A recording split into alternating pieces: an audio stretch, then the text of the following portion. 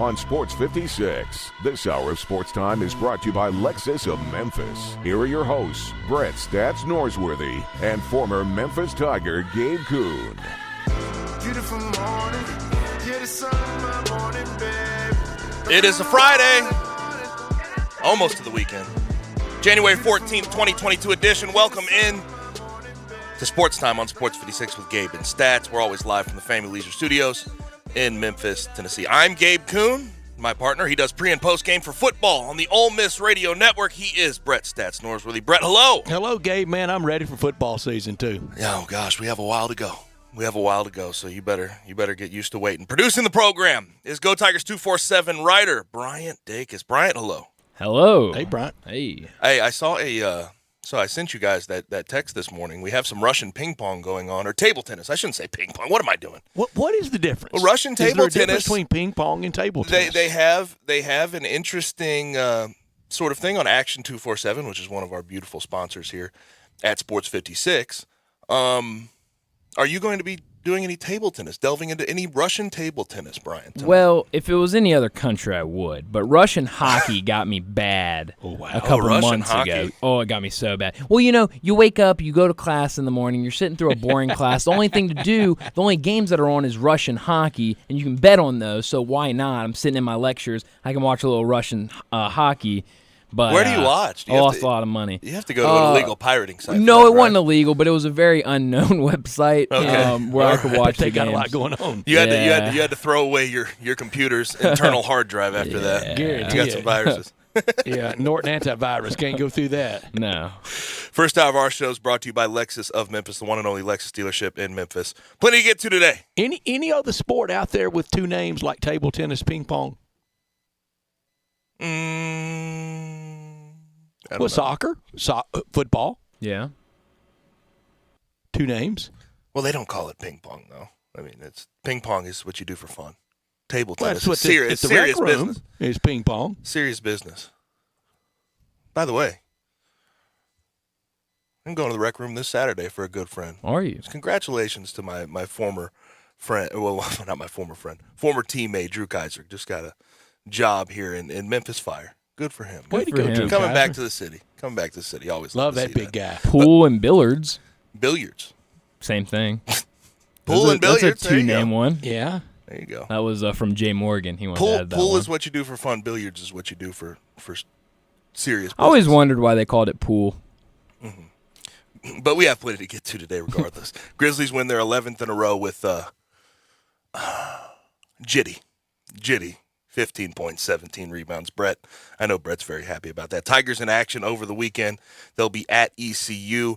We get to Super Wild Card weekend. We have all of our picks, and also we'll be sort of going through, Bryant, Brett, and I, 12 through 1 of all the quarterbacks playing this weekend. We're going to go ahead and rank them.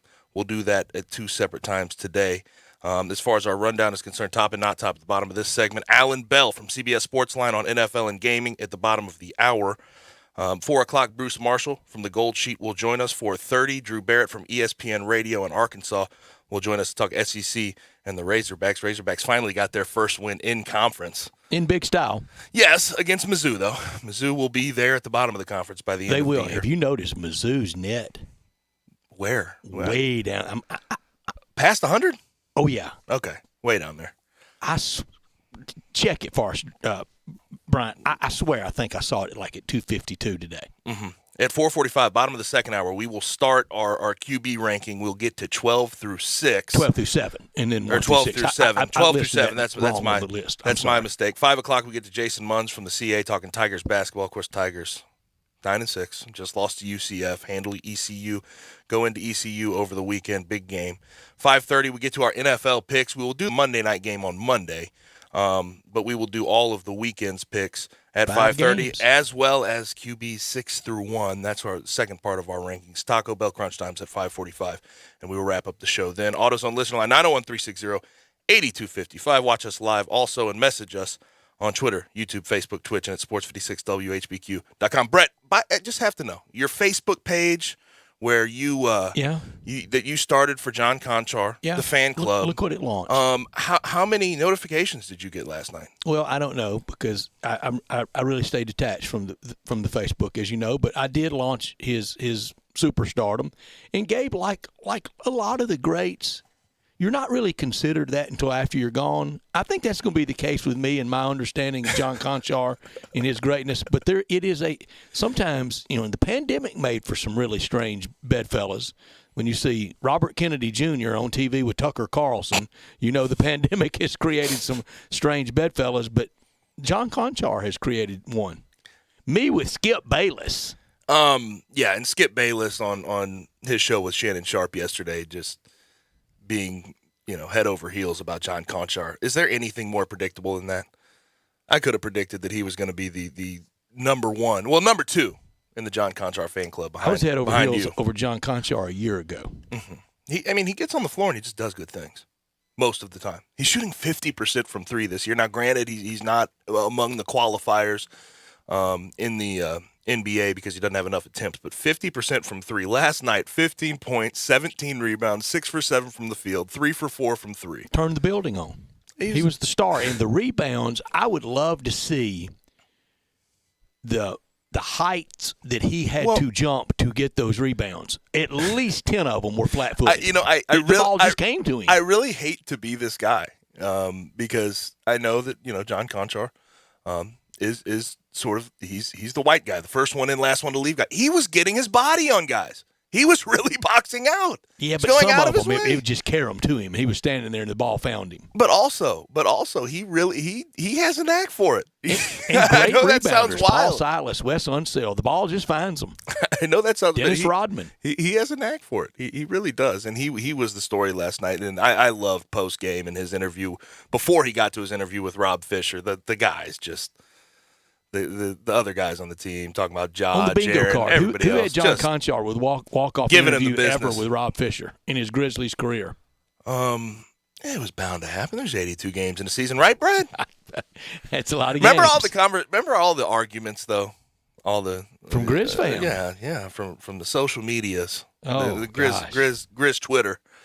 The amount of arguments over John Conchar and if he should be getting minutes, if he shouldn't be getting minutes. He should be getting minutes. He has played his way into minutes this year. I never doubted. I never argued really how good or how bad he was. I just loved how they fought over him. Yeah, because it's when you look at last year and when he got to the Grizzlies franchise, it was so. Did it matter all that much when it was being argued about? Hashtag Grizz fam that tried way too hard for me. Mm-hmm. But Grizz win 116-108 over the Timberwolves, extend that 11-game win streak, longest in franchise history, have won 21 of 25. And I don't know when the Grizzlies are going to lose, Brett. It's going to happen at some point. They're never losing again, Gabe. You know what? It's going to happen at some point. But you sort of gotten used to this team when it's close down the stretch finishing. They just finish every night. And win seemingly. 2 games now, win 2 games this week, back-to-back, 116-108. Don't get in a 116-108 game with the Grizzlies. Yeah, just don't do it. But Ja wasn't even good last night. Ja wasn't, but it's still 16 points, 8 rebounds, 9 assists. Loss, would it? I wouldn't say so. I mean, they've won 11 in a row against Luka. They're due. The due factor's there for a Grizzlies MLK loss. Day has not been kind to the Grizzlies historically. But I just love to see how Ja was not good last night. 0 for 7 from 3, and you have a guy like John Conchar step up. I mean, what? It doesn't make much. And I talked about the Timberwolves and how good they are offensively with that sort of big three: D'Angelo Russell, Karl Anthony Towns, Anthony Edwards. They accounted for 84 points last night. Rest of the team only 24. I guess they need one more big piece. Malik Beasley has sort of offensively been that guy, but they held Malik Beasley. The Grizzlies did in check last night. Only 3 points, 1 for 8 from the field. I think Minnesota's genuinely coming, bad. I think there will be a team on the rise, maybe even by the end of this year, but for sure a year from now, they have to be thinking, add another piece, and next year we could be that shocker like the Grizzlies are. Seeing is believing with them. And I know they're sort of in the hunt right now when you're talking about the Western Conference. They're not out of it. I think they're 21-23 at this point. But seeing is believing with that team and that franchise, and That's right. we'll see. We will see, but I thought last night was first half a little sluggish, a little slow. Didn't play that good at defense in the first half. Sort of let those big three get whatever they want. Second half they locked in a little bit. Got down the stretch. Got some contributions from guys that they normally wouldn't. The Grizzlies. John Conchar, Brandon Clark was good down the stretch. Huge in winning time. The offensive rebounds he got last night down the stretch. He made some free throws. He has been really good. 8 straight games in double figures for Brandon Clark. Tonight, 9 o'clock tip against the Mavericks, the first of 2 in a row at home and on national TV. Monday afternoon, the Chicago game on Dr. Martin Luther King Day, and that will be national TV as well. This weekend, a lot of football. Brett Norsworthy here for FanDuel, the NFL playoffs. They're here. And to celebrate, FanDuel Sportsbook giving all customers up to $100 bonus on same-game parlays. Just place a same-game parlay on any Super Wildcard Weekend game and get a bonus whether you win or lose. The more you bet, the more you'll get. This weekend, have fun with the Cowboys and Dak Prescott. A lot of pressure on them. I like Dak to step up, go over the passing yards. Cowboys money line. Ezekiel Elliott rushing the football for America's team. Payout in as little as 2 hours at FanDuel. Easy to use, safe and secure. Log on to FanDuel Sportsbook to unlock your same-game parlay bonus today. Plus, if it's your first time betting with FanDuel, you can also enjoy 30-1 odds on any team in the wild card to win after using promo code CASH. You can turn a $5 bet into $150. Remember to use promo code CASH so they know I sent you exclusively on the FanDuel Sportsbook app. Must be 21 or older and present in Tennessee. Bonus issued is non-withdrawable site credit that expires in 7 days. Max bonus $100 plus 400 odds or longer wager required. Restrictions do apply. See full terms at sportsbook.fanduel.com. Gambling problem? Call the Tennessee Red Line at 1-800-889-9789. This hour of our show brought to you every day by Lexus of Memphis. They are at 2600 Ridgeway and online at lexusofmemphis.com. Call them at 901-362-8833 for any questions, particularly in the service department. Great offers on all 2022 models and always special leasing options. Driving luxury and confidence knowing that every new Lexus comes with complimentary first and second maintenance services. Stop by Lexus of Memphis at 2600 Ridgeway and put yourself in the driver's seat of the all-new 2022 flagship LS500. You'll be looking and you'll be driving in style. When you purchase a Lexus, you get top-of-the-line engineering and design, and they make for the luxury driving experience. 901-362-8833. Online at lexusofmemphis.com. Experience amazing at Lexus of Memphis. Top story of the day. These Grizzlies, 30-14, 116, 108, 2 games in a row. They beat the Timberwolves last night, though. Previously, of course, the Warriors' 11-game win streak is extended. They've won 21 of 25. They're finishing games at a high level. The story in the NBA. Yes, no question. The story. John Conchar, 15.17 rebounds. We've already discussed that. If I'm going to look at a bright spot last night, I thought he played relatively well, and you want to see this happen night in, night out. I know there's been some inconsistency, but I thought Jaren Jackson Jr.'s balance last night was very good. Stayed out of foul trouble for the most part. Only had 3 last night. Had 20 points, 5 rebounds, 1 assist, and 5 blocks. That's what you want to see from him. He's up at the top of the league when you're talking about blocks. And to see him shoot over 50%, he only took 3 3-pointers, made 2 of them. And down the stretch, we've seen in the past with Jaren Jackson, he sort of gets out of sorts when he makes bad plays. Sort of wears his heart on his sleeve, but 4 straight free throw misses he had in that fourth quarter, but he followed it up by an important and one, a block of Anthony Edwards, and he drew an offensive foul on Karl Anthony Towns to sort of ice the game away. I thought that was fantastic. Also for the Grizzlies, playoff hopes and where they stand in the Western Conference, Warriors lose. Grizzlies and the Warriors have the same amount of wins at 30 right now. Obviously, the loss column is different. Grizz have 14 to the Warriors 11, but they're only 1.5 games back from the 2 spot in the Western Conference. And the Grizz are now up a full game on the Utah Jazz as they sit in 3rd in the Western Conference tonight. Big matchup. versus the Mavericks. Luka Doncic, they're coming in town, nationally televised. Let's see what they can do. Let's see if they can extend it to 12. Just a spectacular role they're on. 30 wins, only one team, the Phoenix Suns, with more wins in the entire NBA than the Memphis Grizzlies. That's my top story. Grizzlies versus Luka and the Mavs tonight. 11 straight for the streaking Grizzlies, back-to-back 116-108 wins over Golden State and Minnesota. The stars are stars, and the role players have accepted their roles. What a compilation right now of roster unity, symmetry, chemistry, everything. And Rob Fisher told us the other day, when you win, all that chemistry in locker room, savoir faire, that all worked. Only the Yankees in the 70s would win and still fight among each other, and that was because they were all drunk most of the time. But this team really does seem to like each other. It feeds off one another. Young and hungry. They're all pulling in the same direction. It is so fun to see. This is as much fun, for me, any stretch of the Grizzlies, including the playoff runs. Not top story of the day. And I really loved seeing the rest of the Grizzlies give John Conchar the business last night and in that post-game interview. That's always fun to see. My not top story of the day, though, has to do with the MLB. MLBPA and the MLB meet. They speak for the first time since the December 2nd lockout. And surprise, surprise, unsuccessful. Nothing gets done. Now there's a higher probability of spring training being postponed. A very high likelihood of spring training will be delayed. Being postponed. The league, and this is via a story I read, quote, proposed changes to the arbitration system for players with 2+ years of service, tweaked its proposed draft lottery, and offered the ability for teams to earn draft picks if prospects find early success in the major leagues, end quote. This was an ESPN story by Jeff Passan. Now,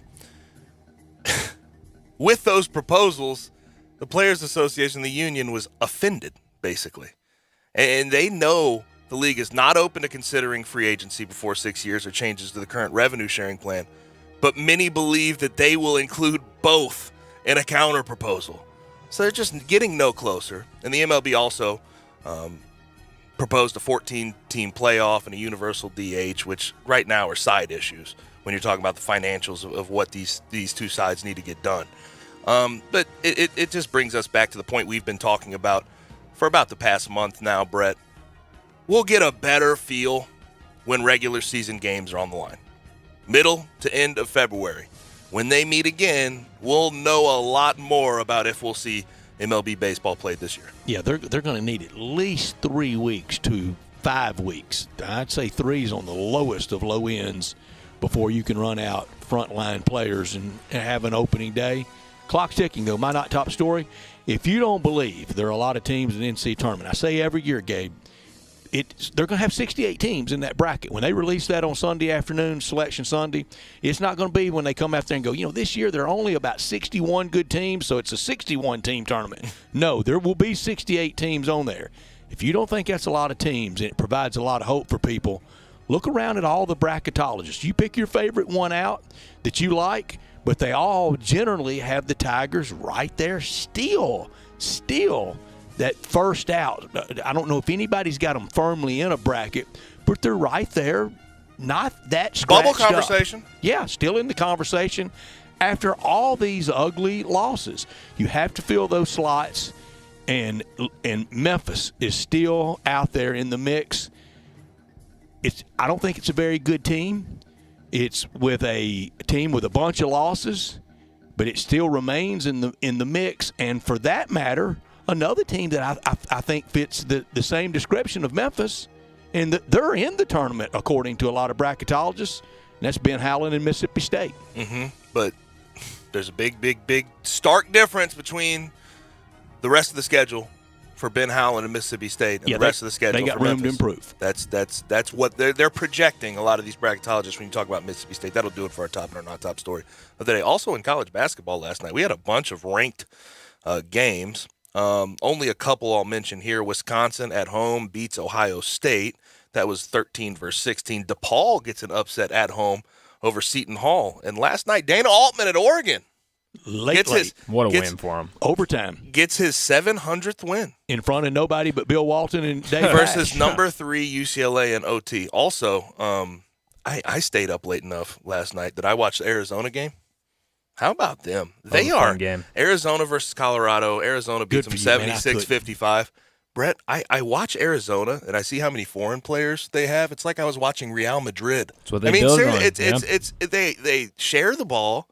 I mean, they play like overseas players. They play like I got in late from the like a Grizzlies foreign game team. and took it through overtime with Oregon and UCLA. But good for you staying up, being a marathon man. Mm-hmm. Now, when we come back on the other side, we're definitely going to switch gears. We have Super Wild Card Weekend approaching, and for that, we bring on our good friend from CBS Sportsline to talk NFL and wagering, Alan Bell. We'll do that on the other side on Sports Time with Gabe and Stats. You have opinions? The knowledge that I have matters. We want to hear them. Call or text us on the AutoZone listener line at 360-8255. That's the AutoZone listener line at 901-360-8255. Hi, I'm Tony Harris, former East High School and University of Tennessee All-American basketball player. As a former player, I assisted a lot of teammates into scoring points on the basketball floor. Now, as an experienced insurance broker, I assist communities and families with retirement, investments, college savings plans, 401k rollovers, and life insurance with living benefits. This past year, in 2021, my company, HOM Financial Services, put $10 million back into the communities of Memphis with our services. We have a team of licensed experienced brokers ready to assist you and your needs. Contact me today at 901-501-9343. Again, that's 901-501-9343 at HOM Financial Services. Let me, Tony Harris, assist you today.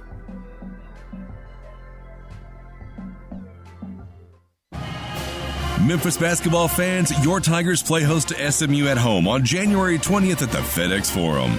Game time is slotted for 6 p.m.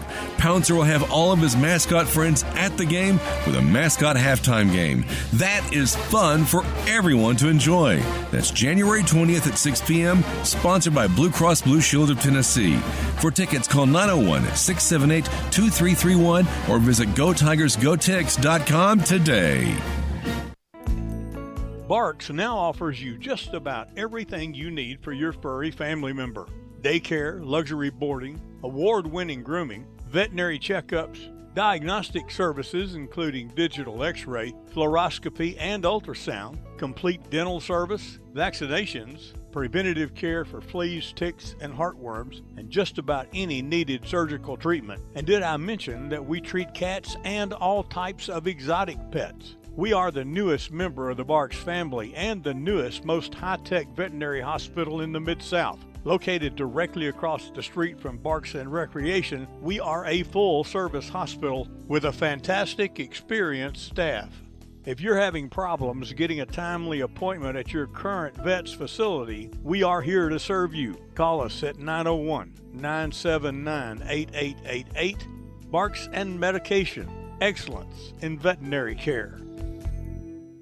Hey, Jeff Allen, it's a new year, and that means time to make your customers happy in 2022 at Gossett Kia South Mount Moriah. Happy is easy to do with our great savings. I've got a take your pick that will knock your socks off. How about a 2022 Kia Forte LXS or a 2022 Kia Sportage, your choice, $199 per month. Forte's $27.99 due at signing, and Sportage is $34.99 due at signing. Plus, all Gossett Kias come with a 10-year, 100,000-mile powertrain limited warranty program. Plus a 2022 Kia Sorento $359, only $34.99 due at signing, and all 36-month leases. So whether you live in Horn Lake, South Haven, Olive Branch, or Memphis, you'll be happy at Gossett Kia Mount Moriah, 2680 Mount Moriah, or KiaMountMoriah.com. All 36-month leases, $650 acquisition fee, 30,000 miles per year, 20 cents excess mileage. Sportage N702 7277, MSRP 25460. Forte NE44 2833, MSRP 21980. Sorrento NGO 990119, MSRP 35340. Includes all rebates and incentives. PF 695 plus finance through KMF. Excludes tax title and license with approved credit. See dealer for complete details. Offer valid through 2/3/2022. Dealer stock only.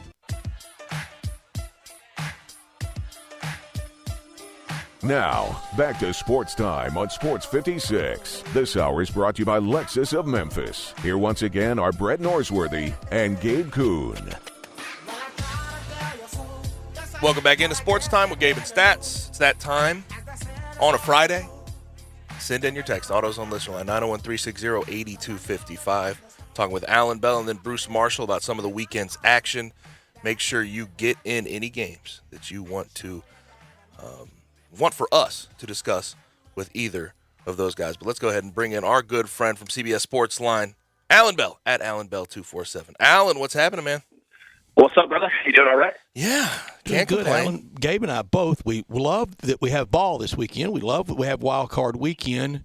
We both hate these games because it feels very chalky. Convince us otherwise. Well, I'll tell you this, all right? The last 24 NFL playoff games, essentially the last two seasons, okay? Mm-hmm. The team that won the game covered in 21 of them. So start by picking who you think is just going to win the game. Yeah, right? this ain't the Cure Bowl, is it? No, like just start there and move from that, right? Like I think that's probably the best advice that you could have. Other than that, I mean, it feels chalky, but road underdogs have had a lot of success on Wild Card Week in the last few years. Are there any games in particular that you are avoiding? You know, not really. I would say that the Chiefs and Steelers game would probably fit that big number the most. Yeah, it's just a massive number. But I will say this: I'm going to play that game in a teaser. I'm going to bring the Chiefs down to 6.5 and move the Cardinals up to 10. But yeah, I mean, you know, other than that, that's probably the only one that gives me pause. I feel pretty good about the rest of them. It's real defining time for a lot of people for Dak Prescott and the Cowboys. Mike McCarthy, I know he's got his Super Bowl, but his Cowboy tenure will have a lot of definition for this weekend. Maybe the last great hope for Jimmy G in San Francisco. Jalen Hurts versus Tom Brady. You want to have something to tell your grandkids about. He's got the chance. You're exactly right there. I'll tell you this, the first one you brought up. The 49ers and the Cowboys. Give me the Cowboys -3. I feel good with them, right? Like, I like San Francisco, like they've done, but that's a banged-up team. And if Dallas's offense shows up, San Francisco, that's not their style. Now, the 49ers have the best red zone touchdown converting offense in the NFL. That being said, if Dallas is putting up 30-something, that's not San Francisco's game at all. And Jimmy Garoppolo, he does not want to be in a shootout. I'll take Dallas in that one. The second game, all right, the Bucs and the Eagles. Buddy, give me the Eagles in this one. I don't trust the Bucs much at all. Like I've seen them the past couple weeks. They have not looked good. And look, I get the offense having its injuries. Their defenses look worse. They had the Jets run all over them. The Panthers were moving all over them. Yeah, I'll take the Eagles, especially with the potential of some rain there. You factor in the football flaws that the Buccaneers have had shown, exposed over the last few weeks. And then what about the chemistry? Did AB, from an AB yourself, Alan Bell, did Antonio Brown, did he blow up a good situation? Nah, I don't think he did. I think everybody's fine. I mean, it's an NFL locker room. Like, they're adults. They get it, right? However, the loss of him and him being on the field is massive. Like, what we saw out of Alabama, against Georgia in the national championship game, like, once Jamison Williams, was hurt, you just had a guy. Like, there's just you can't keep running out star wide receivers, right? And everybody keeps talking about Leonard Fournette's going to be back. Yeah, I get that. Like, I like Leonard Fournette, but I mean, is that's what we're going with here? Like, I'm going to need more than that. Mm-hmm. Now, you mentioned that you like Dallas in that Dallas-San Francisco game. In San Francisco, I mean, you go on and watch ESPN or anything national. San Francisco's the trendy pick. It's so trendy. Everybody is sort of loading up, it feels like. I don't know what the actual sort of statistics are as far as bets coming in are concerned. But when you see a trendy pick like that, in your experience, Alan, where do you stand on that type of thing? Do you take every situation for itself, or do you try to avoid the trendy pick? Well, every situation for itself, for sure. But I have no problem fading the public. Right. I'll tell you that. And especially, right, like when it's, a number of 3 with the Cowboys at home, with a dynamic offense like that. Like, I feel great about Dallas. Not only if Dallas's offense shows up, San Francisco's done. If Dallas's offense doesn't show up, Dallas can still cover that number. They've got a good defense, right? It's not like the 49ers are going to put 45 on the board here. So, yeah, like, I have no problem facing the public in weekends like this. Now, New England, Buffalo, talking about two teams in the AFC East. There's going to be crazy weather. It's going to be 0 degrees. There's going to be wind gusts, and it is the rubber match. First time, the Patriots only threw the ball 3 times. They won. Second time, the weather wasn't all that crazy in New England, and Buffalo figured it out. What do you think about this one? How much is the weather playing into the way you feel about this game? Not a whole lot, to be completely honest with you, right? Like, I know it's going to be very, very cold. It's actually going to be colder than that first game, that we saw. But these are two teams that play in the cold. They're used to it, right? The big thing for me was wind. That was the problem in that first game. You couldn't throw the ball, right? Like, that was the big issue. We're looking at wind, I think it's sitting around 10 miles an hour. No problem there. I'm not concerned with that whatsoever. Now, in that game, there's a lot of interesting factors that are working at play here, okay? First off, you've got a rookie quarterback making his first ever start in the playoffs against a quarterback who's had some starts, who got to an AFC Championship game. If you look at the numbers, quarterbacks that make their first start in the playoffs against a quarterback that's been there before, they're like 14-32 against the spread. It's something awful. Yeah. Number 2, you've got 2 division teams. They know each other, right? So I think that kind of actually helps out in the Patriots' favor because the pressure is all on Buffalo. That being said, Buffalo knows that New England is not built for a shootout-style game. So I think you're going to see Buffalo come in the first half super aggressive. Like right out of the gate, first drive, they know. Put up points, put up touchdowns, convert touchdowns. Because points is just the one thing that New England can't build up quickly, right? So I think you're going to see Buffalo come out incredibly aggressive. And I like Buffalo in this game. I'll take them with the -4. But I'll say one thing. If you're live betting and you see Buffalo's not converting touchdowns and they're turning the ball over, bet New England live because the longer that game goes, the pressure's all on Buffalo, not on New England. First game on Saturday. That's the second game you like Buffalo over New England in the second game tomorrow. First game, Joe Burrow's first playoff appearance. Zach Taylor's first playoff appearance. Bengals in Cincinnati. They host the Raiders, 10-7 Raiders, and Rich Bisaccia. If he wins, that keeps alive his hope to have the job permanently. Against the Bengals a 5.5-point favorite. That game's on NBC. Who do you like? Yeah, you know what? I'm eating chalk here, too. I'm going to go with the Bengals here. Again, the Raiders are a good team, and they're playing with house money. That's a dangerous team to face against, in the NFL playoffs. But I think the Bengals, if their offense is what we've seen the last month or so, and Joe Burrow and Jamar Chase are good, and they're on, and Joe Mixon is on, it's just going to be too much. Like, the Raiders have been living on the edge for week after week after week now, and good for them that they made it this far.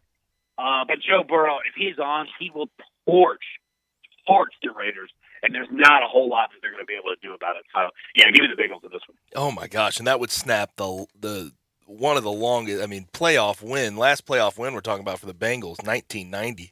That team, if they get that win, it seems like they're going to turn the corner and be a player here for a while, depending on the health of Joe Burrow, because we know he is the most sacked quarterback in the NFL. And Carson Palmer was really good there, but he couldn't do it. For Burrow to do it in his second year, that would be substantial. It really would be, right? It really would be. And I'll say this, if anybody's going to bet that game and you're going to bet Cincinnati, just wait, right? Like, wait till tonight, wait till tomorrow, because like you just talked about with the 49ers, the public's going to be all over the Raiders coming into this one. They're going to bet it because it's the fun, back against the wall, dangerous team, which is true. But they'll move that number down to 5 for you, and 5's a whole lot better than 5.5. So, yeah, there you go. We could tell earlier by the teaser comment, Kansas City as 12.5-point favorites, not one of your favorite games. That's the last game. That's the Sunday night game on NBC. Kansas City minus 12.5 over Pittsburgh. Probably the swan song for Big Ben. You got to love the gamesmanship from Big Ben, though, this week, saying that they have no chance. And rope-a-dope strategy. Yeah. Dude, he's got it down. He's got that Belichick, Nick Saban thought down. Like, we have no shot. Poor little Steelers. We're in the gift shop. We're lucky to be here. That kind of thing. What concerns me, and look, this game might actually end up being the one that covers the easiest. And I say that because Kansas City's been living off their defense, not necessarily their offense. Pittsburgh is an offense that has shown it can have trouble scoring. And if Najee Harris isn't going, that could be trouble quickly. I'll say this. You look at Patrick Mahomes, he's made 6 home playoff starts in his career, okay? In those 6, he has 15 touchdown passes and 0 interceptions. My man is efficient in the playoffs at home. So we're later in the show. Bryant, Brett, and I are going to rank our sort of top 12 quarterbacks that are playing this weekend. Where do you think Big Ben ranks in all of that? And we're not talking historical, just this year, what he's done. Oh, man, that's difficult. It's going to be near the bottom, and he might be at the bottom just because, and look, it's not his fault, man. He's got a porous offensive line. He's got kind of a makeshift group. He's 81 years old. Well, yeah, that's what I'm saying. Like, it's nothing against Ben. Ben's going to everything's broken. Yeah, he's going to Canton after this game. Like, you can't say much negative. But he's going to Cabo Monday. Yeah. But you look at their offense, I mean, it's legitimately 5 yards and in terms of their passing routes. Right. One, because Ben doesn't have a cannon like he used to. And two, that offensive line gives him no time.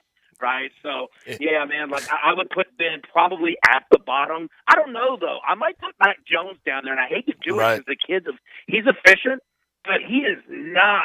He's 13 and Ben's 81. They've also the Patriots have gone out of their way to sort of cater that offense to him in his rookie year. They have made it very easy on him. Oh, absolutely. I mean, you look at his games, like his completion percentage is through the roof because it's very similar to Pittsburgh's offense. Yeah. And it's 5 yards and in routes. A lot of digs. Of course he's going to complete them. Yeah. But you look at like, Vegas has this prop number of passing yards for Mac Jones tomorrow at 201. Right? Like, really? I mean, it's so low compared to everyone else. You know what I mean? So, yeah, man, like, it's going to be those two guys, and it's nothing negative. There's just some good quarterbacks that are out here. One more on Monday night. We're going to pick it on Monday, but we want you to pick it today. The Rams at home, the site of Super Bowl 56, and the NFL announced that's where the Super Bowl will be played. It's going to be played in Los Angeles. We'll see how that works. They are a 4-point favorite over Kyler Murray in Arizona. I don't mean to cut you off, Brett, or you, Alan, but conventional wisdom. I look at what both these teams did coming into the playoffs, Rams winning 5 of 6, Cardinals losing 4 of 5, and conventional wisdom tells me Rams, but that scares the hell out of me. It does. Well, I'll tell you what, I'm going all Rams for this one because I think they know what time it is. They certainly have much more experience. And look, another division game. Okay, with a quarterback making his first playoff start in Kyler Murray. All right, and they had injuries at the wide receiver position. I just look at it as the Rams have the better offense, and the Rams definitely have the better defense. So if you're giving me a division game like that at 4, the Rams have the better coach too. Like McVay scares me at times, but Cliff, he definitely scares me at times. I'm with you. Like all three of those boxes. Absolutely. Yeah, I'll take the Rams in this one. A low number of 4? Yeah, absolutely. Tell us you're riding the Grizzlies. You've been a part of all 12-game or 11-game win streak. You can't jump off of them. They'll tell you when to get off the train, and, buddy, that time is not right now. My gosh, that's obviously we do our top and not top story at the beginning of the show, and it's been top story. It's dominating every single night they play. It's been ridiculous. It's been so fun, too. Yeah, it really is. They're a fun team. Where do we find more of you, Alan? You can find me on Twitter. You can find me at sportsline.com. All right, we're going to grade every single bet that we have going for the NFL playoffs this week and get you the good ones, get you the stay away from the bad ones. Also, the early edge tomorrow, 10 a.m. Eastern, 10 minutes and less. We're going to break down every single bet you need for Saturday, Sunday, and Monday. You rock. You really do, Alan. I appreciate it, Alan.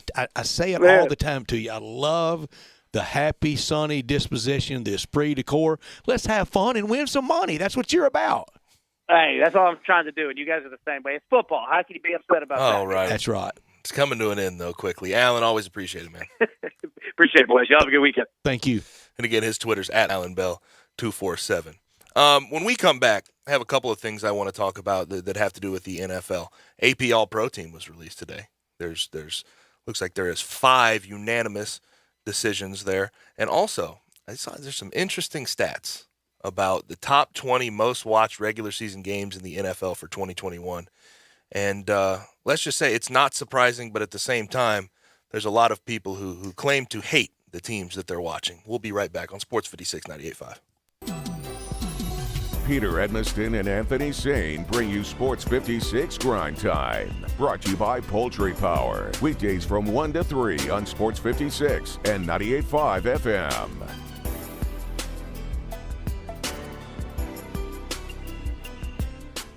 Hey, Hi, folks. It's year-end at the Sunrise Chevy Ranch. Hundreds of new and used Chevy cars and trucks to choose from with huge savings on select models. Immediate financing available with interest rates low as 0%. A $7 million used car inventory specializing in late model GM certified cars and trucks, and lots of vehicles under $10,000. Financing for everyone, regardless of past credit. Save some money and end the year in style. Huge year-end savings going on now at the Sunrise Chevy Ranch, 385 in Houston, Levy, and Collierville. The best things in life may not be free, but at least they're affordable at sunrisememphis.com. Find new roads. Get in the swing of things. Grab your friends, your clients, your employees, and go enjoy everything you love about Topgolf in a luxury suite. While at Memphis' only Topgolf Swing Suite at Erling Jensen's Small Bites. Topgolf Swing Suite is an immersive social experience offering guests a luxury private lounge to enjoy Erling Jensen's extraordinary food and beverage service, all while playing a selection of games in a one-of-a-kind simulation day. Topgolf Swing Suites are great for workoutings, celebrations, or just getting together. It's fun for the whole family. It's fun for golfers and non-golfers alike. They have more than just golf. They have soccer, baseball, zombie dodgeball, football, and more. Located at 5069 Sanderlin, adjacent to the Doubletree East Memphis. Check us out at swingsuitememphis.com or call us at 901-58-SWING. Again, that's 901-58-SWING at Memphis' only Topgolf Swing Suite at Erling Jensen's Small Bites. Book your suite today. Brian Elder's Roofing Solutions. I'm Brian Elder, 867-0303. Hurricane season is upon us. Is your roof ready? Are your shingles laying down and sealed properly? Call me right now, 867-0303. They say you get what you pay for. That's why my opinion is free. Maybe you've got years of life left in your roof. If so, I'll tell you that. But if I find storm damage or a compromised roof system, I'll lay out some options for you. Don't let them tell you it needs to be replaced if it only needs a repair. Call me, 867-0303. Has your insurance company already seen it and rejected your claim? Maybe they're correct. Most of the time, they're not. They do tend to become more reasonable once I get involved, though. 867-0303. I'll measure your roof from outer space or BrianElderRoofing.com. Call 867-0303. Brian Elder's Roofing Solutions. Now, back to Sports Time on Sports 56. This hour is brought to you by Lexus of Memphis. Here once again are Brett Norsworthy and Gabe Kuhn.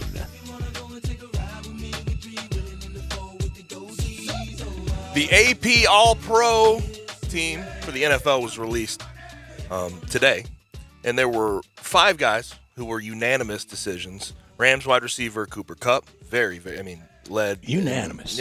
Led in all statistical categories for wide receivers. Yeah, the Grand Slam. Packers wide receiver Devontae Adams, Colts running back Jonathan Taylor, Steelers pass rusher TJ Watt, and Rams D-tackle Aaron Donald. I want to highlight Aaron Donald because we love him. I think this year is one of the few years that he's been in the NFL, and I don't think he'll win Defensive Player of the Year. I just don't think he will. I think TJ Watt, Micah Parsons are up there, and probably most likely. like LeBron. He could win MVP. Myles Garrett's up there, but he could win every single year. You're dead right about that. 1 in 2017, 1 in 2018, 1 in 2020. He is putting together one of the most unbelievable resumes I've ever seen. And one of the great closers of all time. When that offensive lineman's been going backwards all day and trying to stay low and keep him away from the quarterback.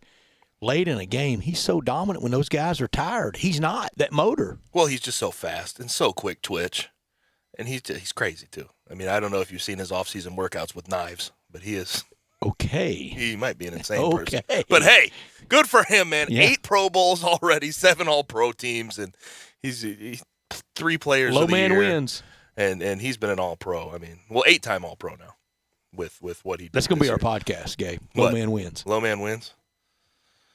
First guess, we have to get Mike Allstott then. That's the only way we can. Only if we crack his nose open. He was always bleeding. But also on the All-Pro team, quarterback Aaron Rodgers was the quarterback for the All-Pro Tom team. Rathman was the original Allstott. Tom Rathman. Mm-hmm. Come on, give me a history lesson. What do I need to know about Tom Rathman? Niners fullback, Nebraska fullback, low man won. They used to hand it off to fullbacks. Oh, yeah. They used to give the ball to some fullbacks back in Johnny the day. Majors moved Tony Dorsett his senior year at Pitt to fullback to have him closer to the line of scrimmage to win the Heisman. But like I said, Aaron Rodgers quarterback. Tight end was Mark Andrews from the Ravens. Wide receivers mentioned Devontae Adams and Cooper Kupp. Debo Samuel gets the nod for his first year on the All-Pro team. He has had a heck of a year, Brett, running the ball, catching the ball. He's been the gadget guy for them. I told our friend Darian Newsom that does such great work here with us, when I walked in today, I said it's his Niners against Bryant Dacus' Cowboys this weekend, and Debo Samuel must touch the football 30 times. 30? Yes, Okay. and run the ball from tailback. He ran for 350 yards this year, caught for up over 1,000. He's having a heck of a year.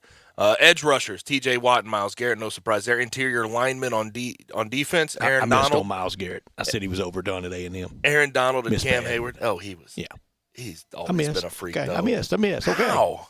How'd you miss on him, Brett? I have to stop there. It's goofy. Yeah. Linebackers in his rookie year, and we're talking about Aaron Donald and the resume he's putting together. Micah Parsons gets a nod in his rookie year as an All-Pro. He can put together a heck And of a also resume. said Derek Barnett would be a better pro from Tennessee than Garrett. Okay, so when you miss all the way. Derek Barnett's still kicking, He's though, been isn't good, he? but he still hadn't been kicking. better. We do have cornerbacks. This is an interesting one. Two opposites, I think, in style of play almost. Trayvon Diggs gets one. Jalen Ramsey gets the other. Trayvon Diggs, though, leads the league in yards given up. Yeah. Receiving yards Trick or given treat. up. He's no Herb Adderley, but he makes plays out there. Hear you. Did you see the retweet I had earlier today? The first pick six in Super Bowl history came in Super Bowl II from Herb Adderley. Since you have a Stan account, you should know I didn't that. see that. I'll have to go find it. Did I retweet it? I think I did. Safeties, you get Kevin Byard. I think he's the Titans' only All-Pro selection. And Jordan Poyer from Buffalo. Kicker, Justin Tucker. After that, I don't think many people care. A long snapper. I mean, shout out my man Luke Rhodes. Long snapper from Indianapolis. He gets a nod on the All-Pro team. Way to go. Now, this was from the Sports Business Journal, and the NFL media released this as well. Top 20 most watched regular season games were released yesterday. And, Brett, I think there's a lot of talk always of hating the Cowboys and hating Tom Brady. And everybody hates a winner. I understand that. But they don't hate him that much. 12 of the top 20 most watched games featured either TB12 or the Cowboys. Yeah, Gabe, and also remember a few years ago when we were being told people were going to boycott and not watch the NFL ever again. Now, I will say it is almost a miracle that the kneeling during the anthem is just poof, it's suddenly gone away. Has it gone away? Tell me the last time you saw anybody doing it. Are they? Yeah, you're right. I guess we just moved past it. I just think it's not covered anymore. I think I haven't seen anybody. I know do it. people are still offended by it.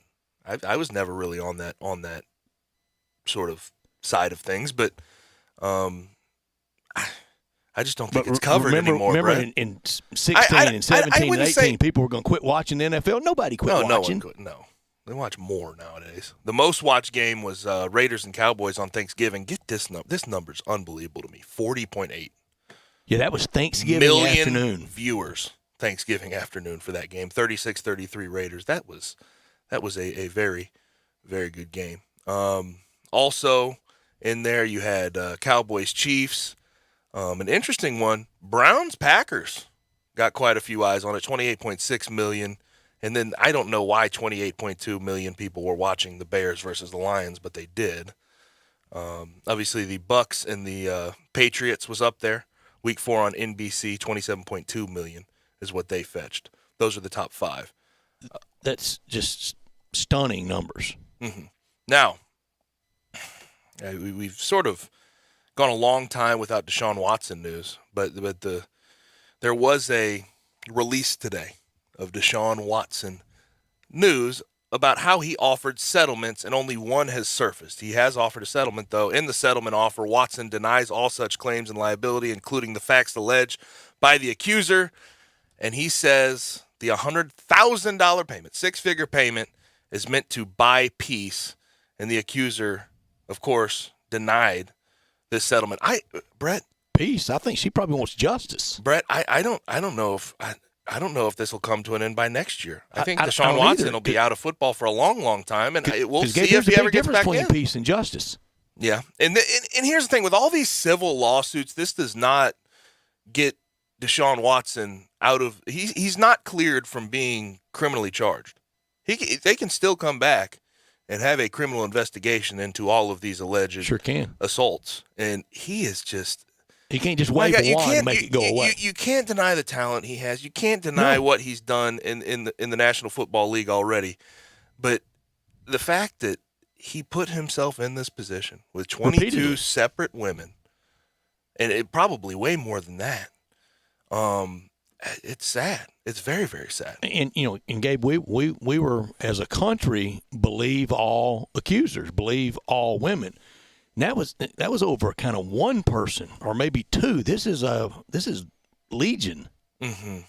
And the brave face that he and his defense attorney tried to put on, Rusty Hardin. I mean, they tried to put that brave face on, but it just old Rusty, you write him a big enough check, and he's going to have that brave face. Right. It seems like it's headed in a really, really bad direction for Deshaun Watson, and quickly. And I wouldn't imagine that this is the only. If you're talking about 22 separate cases, Brett, this is not the only settlement he has tried to send out to his accuser. It's making a lot of peace. Yes, and there's not enough money that can buy that amount of peace. I'm sorry. With that, especially with the accusations. This is exactly those why type the of courts accusations. exist. I mean, it's just the courts will settle it. Mm-hmm. As far as on the field, we have a couple of things worth mentioning. Juju Smith-Schuster from the Steelers, designated for return from IR. He had shoulder surgery. He went out in October, Week 5 versus the Broncos. He could possibly make a return, although they're not expecting it. J.J. Watt, though, this is the one. He returned to practice. He has an undetermined status. He's been designated. He's been returned from IR, and he participated at practice today after tearing his 10 plays, tearing his bicep, tearing his labrum, tearing his rotator cuff. It's a lot of tears. Brett, a lot of pain. Dare I say, if he plays this weekend and plays through the playoffs, I don't know how his shoulder is going to hold up in seasons to come. I can't see it. I know about torn labrums. Torn labrums don't hold up. Toradol can't fix all that. And not to mention, if you ask any sort of sports injury expert, torn labrums, the risk of re-injury is so ridiculously high. Happens so often. And Anthony Miller had to deal with that. I had a buddy in college who still Tonsils had it. I had a buddy in college who still is dealing with his shoulder pain and his torn labrum.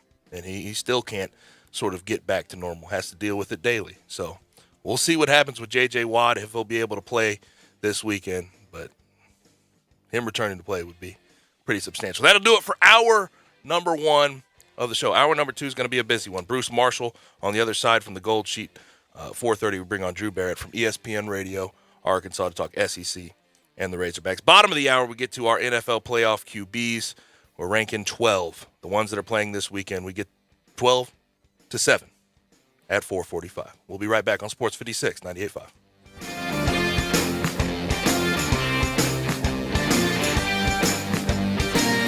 It's a new year. That means it's time for a floor model sale at Family Leisure. You can help Family Leisure make room for all the new 2022 products that are coming in. All floor models are priced to move right now. If it's on the floor, it's on sale. But you better hurry to get these special savings, because once these floor models are gone, folks, they're gone. We're talking theater seating, massage chairs, arcades, foosball and hockey tables, all on sale. Shuffleboard tables, pool tables, they're on sale too. Plus, there's so much more on sale. And you can get New Year's deals on spas and swimming pools as well. Family Leisure needs the room for new inventory. So what's here has got to go. You can help them. The floor model sale is happening now at Family Leisure, Whitten Road at I-40, where family and fun come together. Happy New Year from our good friends at Family Leisure. Did you know that over 90% of male enhancement pills are virtually the same thing that's repackaged, redone over and over again? Why settle for the same old product when you can get something completely different? Something that takes male enhancement into the 21st century. Something that really works. Men, you need to try Noxitrol, the explosive, all-natural male enhancement formula that will unlock your performance in the bedroom to a level you could only dream of. Try to imagine that little blue pill on steroids. Noxitrol is so powerful. That's why it took years for it to finally become available to the public without a prescription. So call now and take advantage of our special Noxitrol free bottle offer today. Oh yeah, we recommend that you use the Noxitrol dose as directed. Think of your partner. We certainly don't want you to overperform in the bedroom. Call now and find out how to get a free bottle of Noxitril while supplies last. Call 1-800-231-8913. That's 800-231-8913. Free bottle for limited time. Call now. 800-231-8913. 800-231-8913. Welcome to Triumph Auto Sales, where you'll have a great car buying experience. Triumph Auto Sales is your #1 source of quality pre-owned vehicles ranging from lease returns to new car trades, all at huge savings. Plus, Triumph has a full array of financing options to meet your needs. Find your next car online at triumphautosales.com or stop in today at 4875 Elmore Road. Triumph Auto Sales will help you get the vehicle you want at the price you need and the service you deserve. For a great car and a great experience from a local and family-owned business, visit Triumph Auto Sales. At Jason's Deli, when you're dining in or picking up curbside, you can expect wholesome food and no surprises, just delicious sandwiches, crisp salads, and quick quality meals made with the freshest ingredients and no artificial trans fats, MSG, high fructose corn syrup, or artificial colors and dyes. Around here, a lot of thought goes into what we put into our food and what we take out of it, because you're not just taking a bite, you're getting a taste of who we are. New items are constantly being created to expand our menu for all tastes and special diets with vegan and gluten-free options available. Convenience and on-time delivery you can count on. It's just a click away at jasonsdeli.com, so whether you need to feed 5 people or 5,000, the team at Jason's Deli, they have the credentials and the commitment to keep you satisfied. Freshness is nearby at Jason's Deli with locations at Ridgeway in the Park Place Center, Poplar and Highland, Germantown Road in Cordova, and on Goodman Road in Olive Branch. Jason's Deli. It's wholesome food and no surprises. We are Sports 56 WHBQ Memphis and W253DF Memphis, Flynn Broadcasting Stations.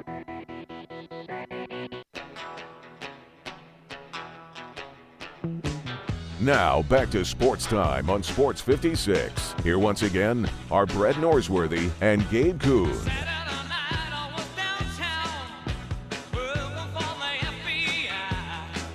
Back rolling, hour number 2 of Sports Time on Sports 56 with Gabe and Stats. AutoZone listener line, 901-360-8255. Questions, comments, concerns, go into there. Get in the zone, AutoZone. We've talked Tigers, we've talked Grizzlies, we've talked NFL, Super Wild Card Weekend. Get all of your texts in there or to our socials. You can message us on Twitter, Facebook, YouTube, Twitch, and at sports56whbq.com.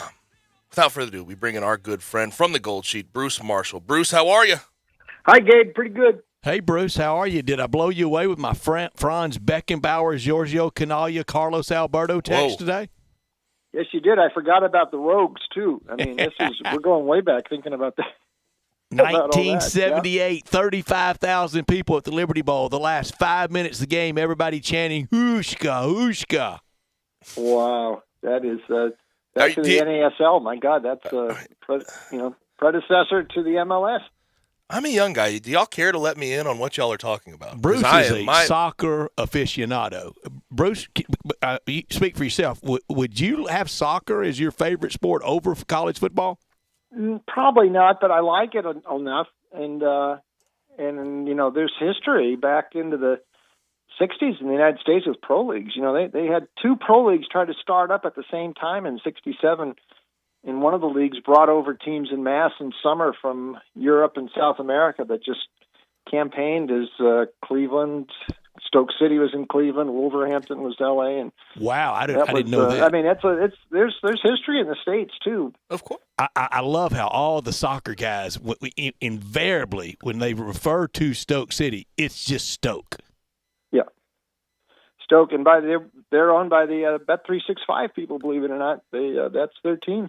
In late 70s, Gabe, the NASL was about to make it, and we had a team here, the Memphis Rogues, played at Liberty Bowl Stadium, struggled, weren't very good, but had the big upset of the New York Cosmos, 1-0. Then they had Pele. Pele did not he did not play that night in Memphis. I don't think even appeared, even was on the sideline.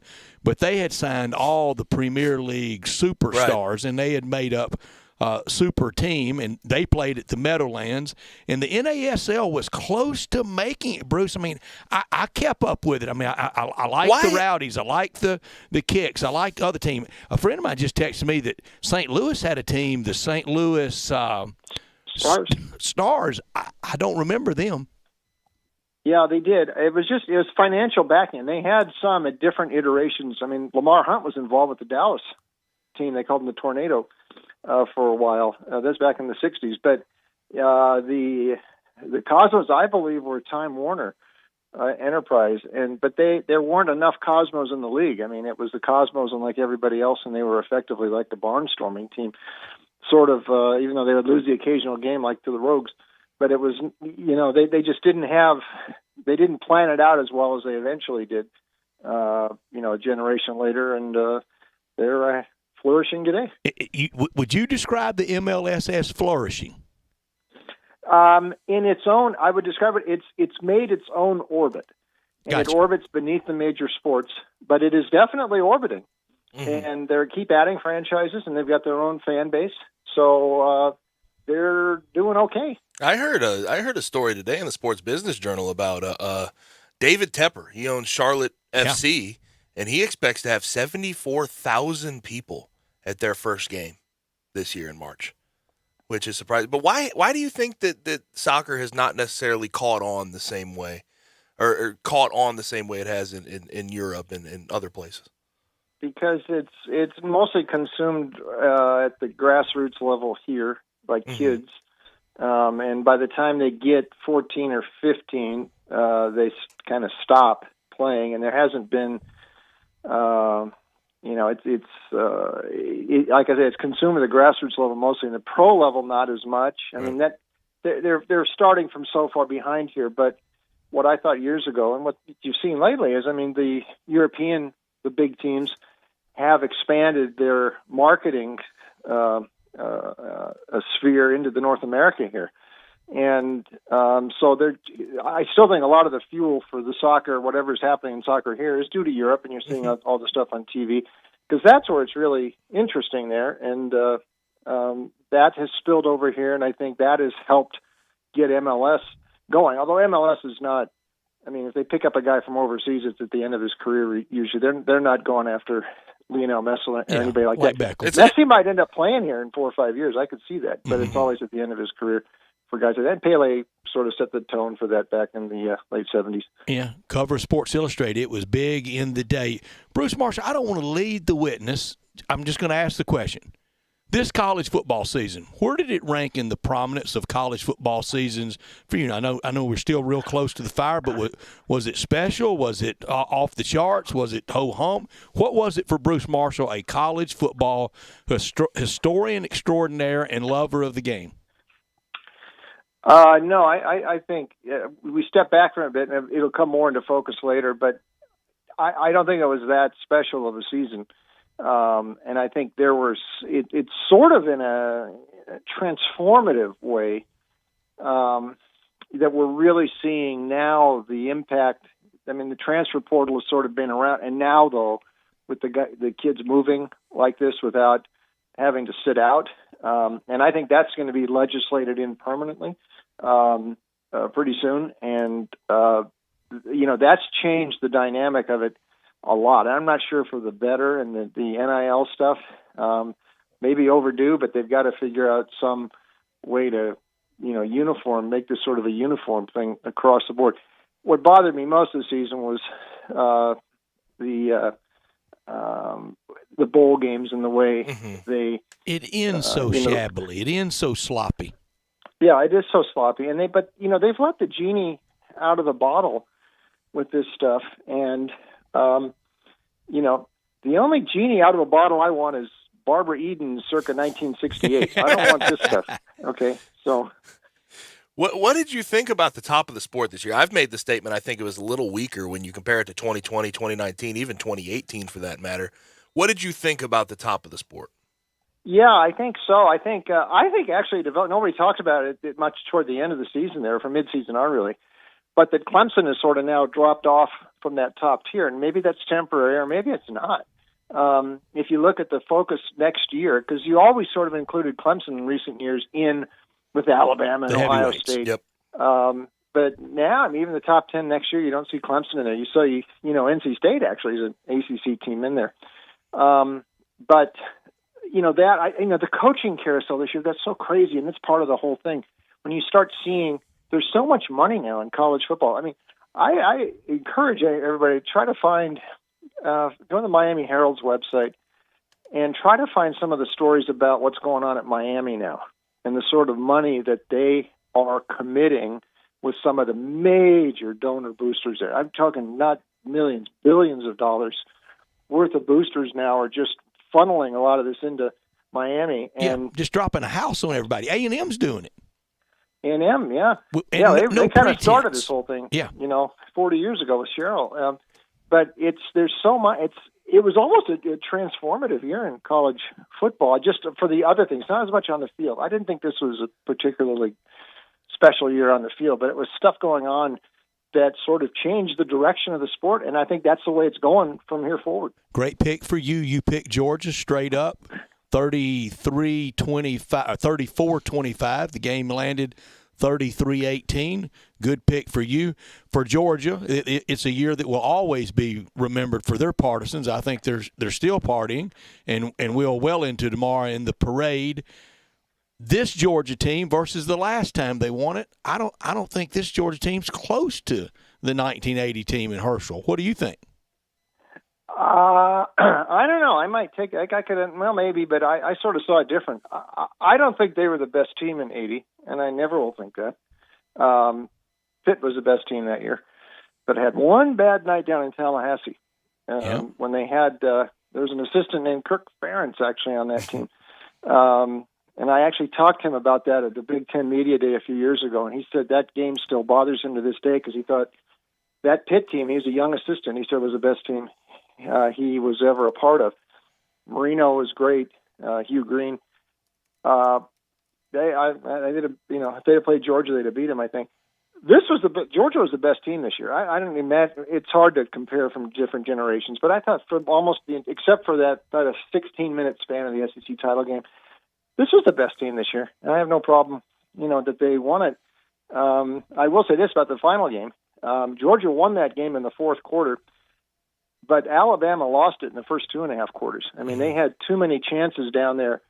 Their first 5 scoring chances all ended up in field goal tries, and they had one of them blocked. I mean, that's 35 possible points. They end up with 12. They should have been a little further ahead, and it ended up costing them dearly in the fourth quarter. Is there any side story for you about defense possibly making a comeback with Georgia winning it this year? Yeah, maybe. And because for much of that game, it was a defensive game. Alabama's defense played pretty darn well, I thought, until late. They started to get worn down late. So, yeah, I think so. And I think you saw, in the playoffs, Georgia's defense, Alabama's defense certainly looked great against Cincinnati. So I could see that at the time. And I didn't apply to all the bowl games, certainly not the Rose Bowl. Didn't see much defense in that game. But I think so. And we'll see if that harkens some sort of turnaround in the future. I do think the other thing is I think Georgia's firmly established that beachhead as the Alabama of the SEC East. Come and catch them. This is the challenge now to Billy Napier coming into Florida. Who's the only one I think can maybe sustain this challenge. Kirby's not going anywhere. Georgia's got it rolling pretty good. We'll see what Napier can do. Maybe Josh Heupel at Tennessee, but I think Kirby's in position with Georgia now to keep this thing going for a good long run. Yeah, I don't think he's laying up at night sweating Mizzou and South Carolina and Vandy. There's a lot of real gimmies on that side of the East. There's just a couple of teams he's got to fend off. Bruce Marshall from the Goal Sheet with us every Friday, year-round, even when we're not picking college football and pro football, but let's pick some pro football. Playoffs are here. Let's start. We'll go right in order. First game tomorrow, 3:30 Central Time, NBC, Cincinnati, 5.5-point favorite. Joe Burrow versus David Carr. Yeah, and I maybe the Raiders hang in here. We thought we had a 27-24 Bengals. We took the Raiders are a curious case study. I mean, nobody had more walk-off wins except maybe the Atlanta Braves this year than the Raiders did. Everything just sort of broke right, and it was odd because I still think this organization is directionless without Gruden, and this thing might completely unravel next year, but it was just an odd circumstance. Nick Mullins makes one first down at the end of that Cleveland game on Monday night about 3-4 weeks ago. One first down at the end, everything changes. Mm-hmm. That's all Cleveland had to do, and the Raiders had a break catching all these teams with their backup quarterbacks and COVID down the stretch, or they would have been done. But here they are, and that's this sort of season. I'm not sure I trust Cincinnati, even though it beat the Raiders big the first time, to do it again big. I think they'll probably win close, but we took the Raiders plus the points. We had it 27-24 Cincy. We did everything but say just win, baby, for the Raiders. That's what they've been able to do down the stretch with a lot of obstacles. Do you think Rich Bisaccia has a chance to get that job in the offseason with what he's done? He should. They seem to oddly respond to him there. Though this week, I could see them doing it and then it all falling apart next year because I just think it's an odd set of circumstances that work for them this year.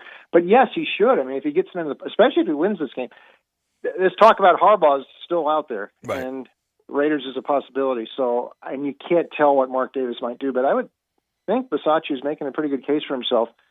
If they can, especially if they win the game on tomorrow. Mm-hmm. Buffalo, 4.5-point favorite in all that weather tomorrow night. Cold in Buffalo. 7:15 kick. Bills 4.5-point favorite over Bill Belichick and the Patriots that you love, and so do I. Brett, you probably remember, Gabe. Perhaps you do too. I mean, there was a time when the NFL sort of cringed at playing night games in cold weather spots, even in December. And now, this is what's happened. Now, they don't mind doing it in the middle of January in Buffalo at night. I mean, that's insane for anybody who wants to go out in the weather. Only one thing more nuts, and that's doing it at Lambeau. Get them a dome. Well, yeah, if they get them a dome up there, that's one thing, but they don't. This thing's going to be 0 degrees up there. So, that's it. However, that's what Belichick, they won in conditions like that. It was really windy also windy in the game, Monday night game, early December. I think I'll do the same thing. The one thing, Buffalo people are saying, Mac Jones never really beat us this year. It was Belichick, the running game, the defense. That's how Belichick's planning it with this team. Belichick's not going to ask Mac Jones to win him the game. He's going to ask his running game and his defense to do it.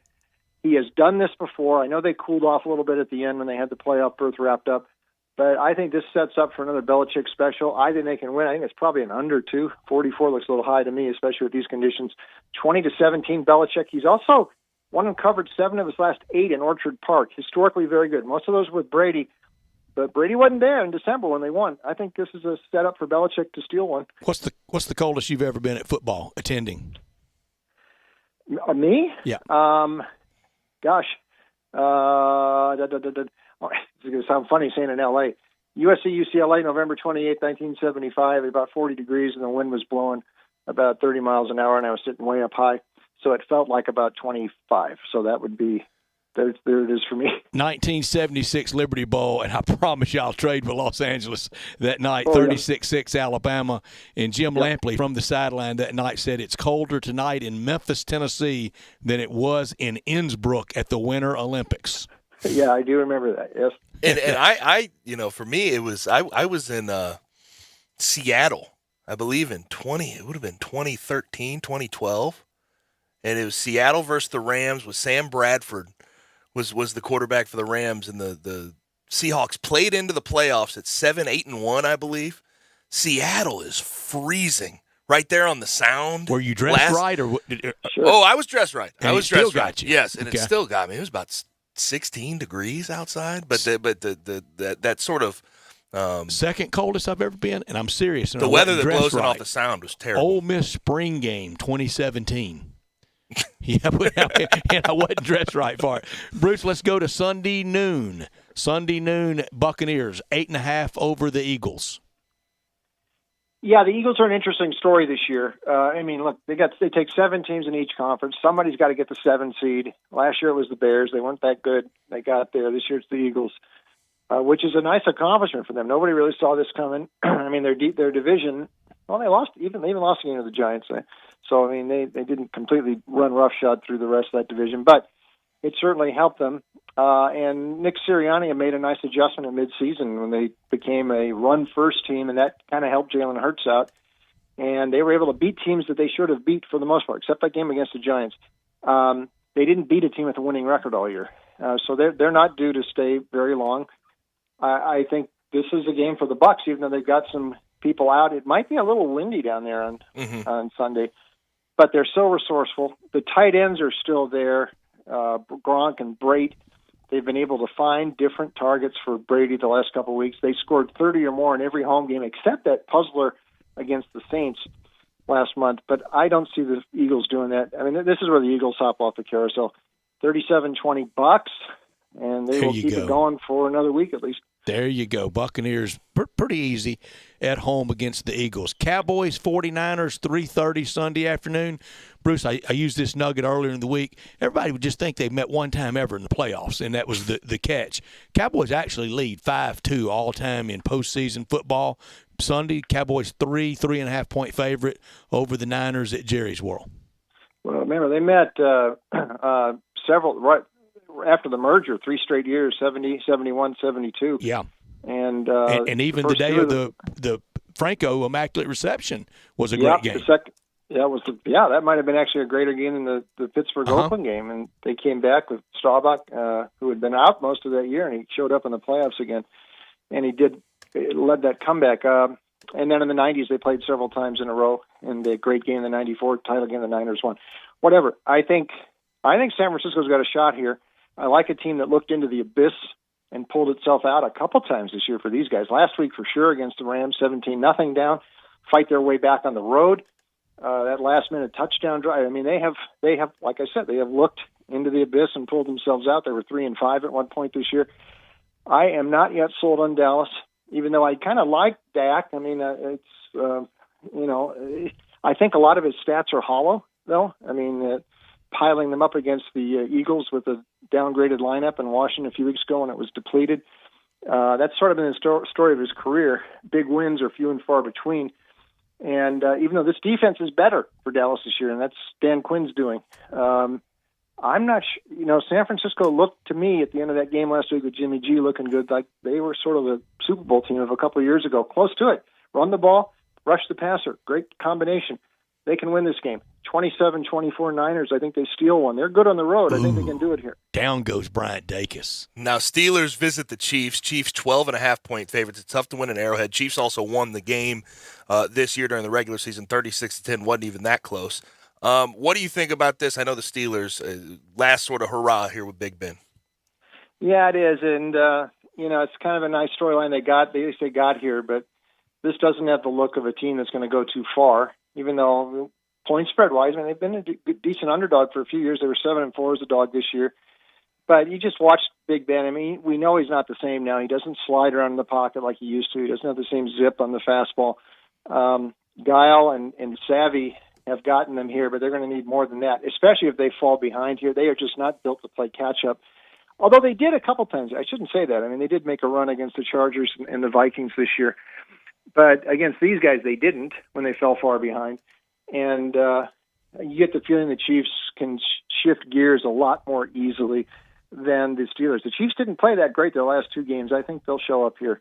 And just because I don't think Pittsburgh really, they're sort of the Eagles of the AFC. Somebody's got to land in the 7th spot, and it was them. 30-13 Chiefs. I think they move on. Kansas City over Pittsburgh. Finally, quickly, too, please, Bruce. Monday Night Football on Martin Luther King Day. We'll take some of the ratings from the NBA with this move. Rams 4.5 point favorite over Arizona. Yeah, Sean McVay's only lost to Arizona once. That did come earlier in the year. There's something about this home road thing in the Cardinals. They were 8-1 on the road. They couldn't play at home. They lost 5 straight there. They would rather be on the road. I don't know that I trust Stafford. Second half of the season, 11 picks, 4 pick sixes. Something's going on there, and it's not good. And it's not. I know Lions. I don't want to blame it all on Stafford, but he's never won a playoff game. Neither is Kyler. But on the road, this is where the Cardinals want him. Cardinals 27-23. They steal one and they move on. Yikes. How about it? Bruce, where do we find more of you?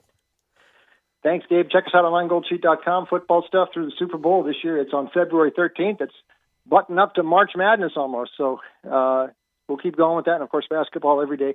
And our picks, goldsheet.com. My picks are also there and at Vegas Insider and DonBest.com. Bruce, always appreciate it. Thank you, Bruce. Okay, boys. Thank you. Good luck. Thanks, Bruce. How about that? I look at some of these matchups this weekend, and and I know we've sort of talked about it. We've sort of been over it. Chalk. It really is for me. I can't feel stand bad. my picks. I don't like them. I wanted to go back and switch them, but I couldn't bring myself to do it. I'm not going to because I hate scratch outs more than I hate my picks. Real quick, as far as these head coaching openings are concerned, have a couple of names to watch really quick. Dolphins head coaching opening. Brian Daboll looks like he has the inside track there. Obviously nothing done officially, but something to keep an eye on. Broncos, get this one, Brett. Dan Quinn has the inside track there in Denver. It's still open, nothing official again, but Dan Quinn could make a return as a head coach. I think Brian Flores will be the coach of the Texans. And Texans, but the thing is, they have Nick Caserio as their GM, former Patriots guy for years. I heard Gerard Mayo as well. Gerard Mayo and Brian Flores have an inside track there. I'm surprised D'Amico Ryan's name hadn't come up this year anywhere. It will next year. How about the name that always comes up that is always I'm dumbfounded by it? Josh McDaniels has come up for the Texans as well. Boy, he's picky. Yes, but for him, I don't get why there's this big fascination with him as the head coach in the NFL. I don't either. I remember the job he did. Again, with the Broncos. And I remember how he did Indianapolis. Yes, and he has been very picky. He's upped his contracts a couple times, sort of flirting. He's been a really flirty coach, to say the least. But I don't Gerard get Mayo was playing at Tennessee 10 minutes ago. How's he a head coach in the NFL? How am I this old? How did it happen, Gabe? I don't know, man. I don't know. You don't get younger, though. No, you don't.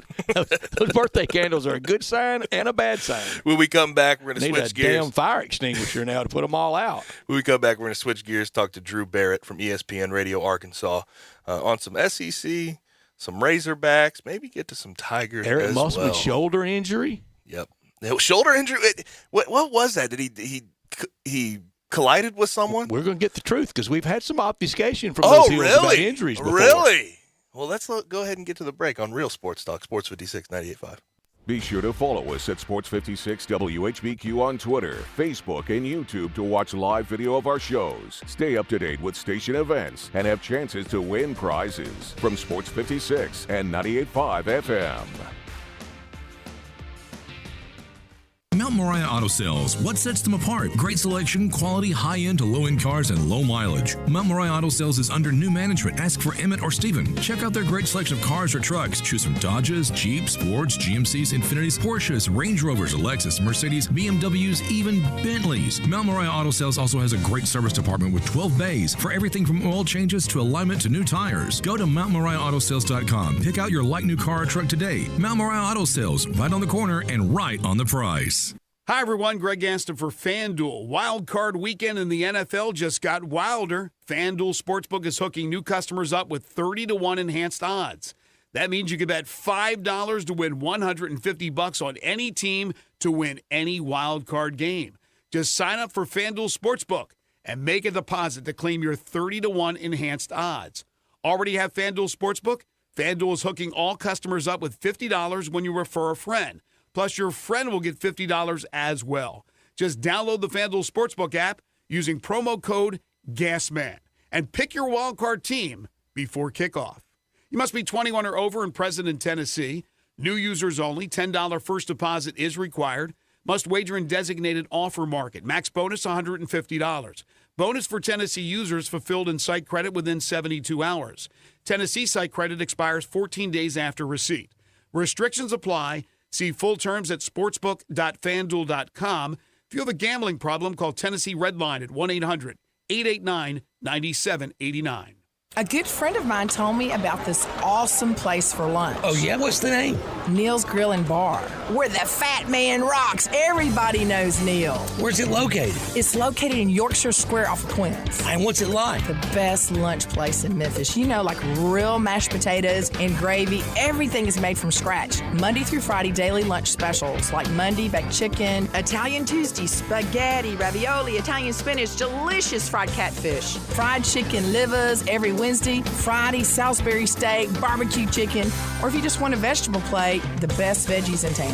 What about the lunch price? Meat and 2 veggies, $7.95. Meat and 3 veggies, $9.99. And veggie plate, $8.95. Big fat boy portions, man. Man, you're making me hungry. Come hear the best live local music at Neil's. Eddie Smith plays Sundays 5 to 9, Mondays karaoke, Tuesdays Debbie Jameson, Wednesdays Elmo and the Shades, Thursdays John Williams and the A440 Band at Neil's. Where the fat man rocks. Hey, Jeff Allen, it's a new year, and that means time to make your customers happy in 2022 at Gossett Kia South Mount Moriah. Happy is easy to do with our great savings. I've got to take your pick that will knock your socks off. How about a 2022 Kia Forte LXS or a 2022 Kia Sportage? Your choice, $199 per month. Forte's $27.99 due at signing, and Sportage is $34.99 due at signing. Plus, all Gossett Kias come with a 10-year, 100,000-mile powertrain limited warranty program. Plus a 2022 Kia Sorento 350. Only $34.99 due at signing, and all 36-month leases. So whether you live in Horn Lake, South Haven, Olive Branch, or Memphis, you'll be happy at Gossett Kia Mount Moriah, 2680 Mount Moriah, or KiaMountMoriah.com. All 36-month leases, $650 acquisition fee, 30,000 miles per year, 20 cents excess mileage. Sportage in 702-7277, MSRP 25,460. Forte 8044-2833, MSRP 21,980. Sorrento NGO 990119, MSRP 35,340. Includes all rebates and incentives. PF 695 plus finance through KMF. Excludes tax file and license with approved credit. See dealer for complete details. Offer valid through 2/3/2022. Dealer stock only.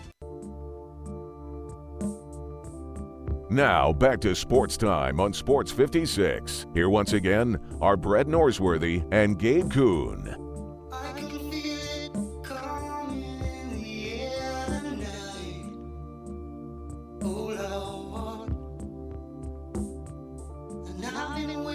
Back rolling on Sports Time on Sports 56 with Gabe and Stats. Now, Gabe, one of the great teases ever. We're going to get the real story. That's what I'm saying. Eric I was Musselman's shoulder injury. Eric Musselman. I heard it was a collision. I heard it was something else. I don't know what it is, but we bring on our good friend from ESPN Arkansas. We've had sophistry from those hills before.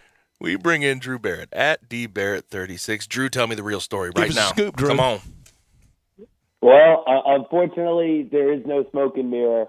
There's no motorcycle accident. There's no. Oh, dang. This is a cover-up. This is a cover-up. No Jessica Durrell, no nothing?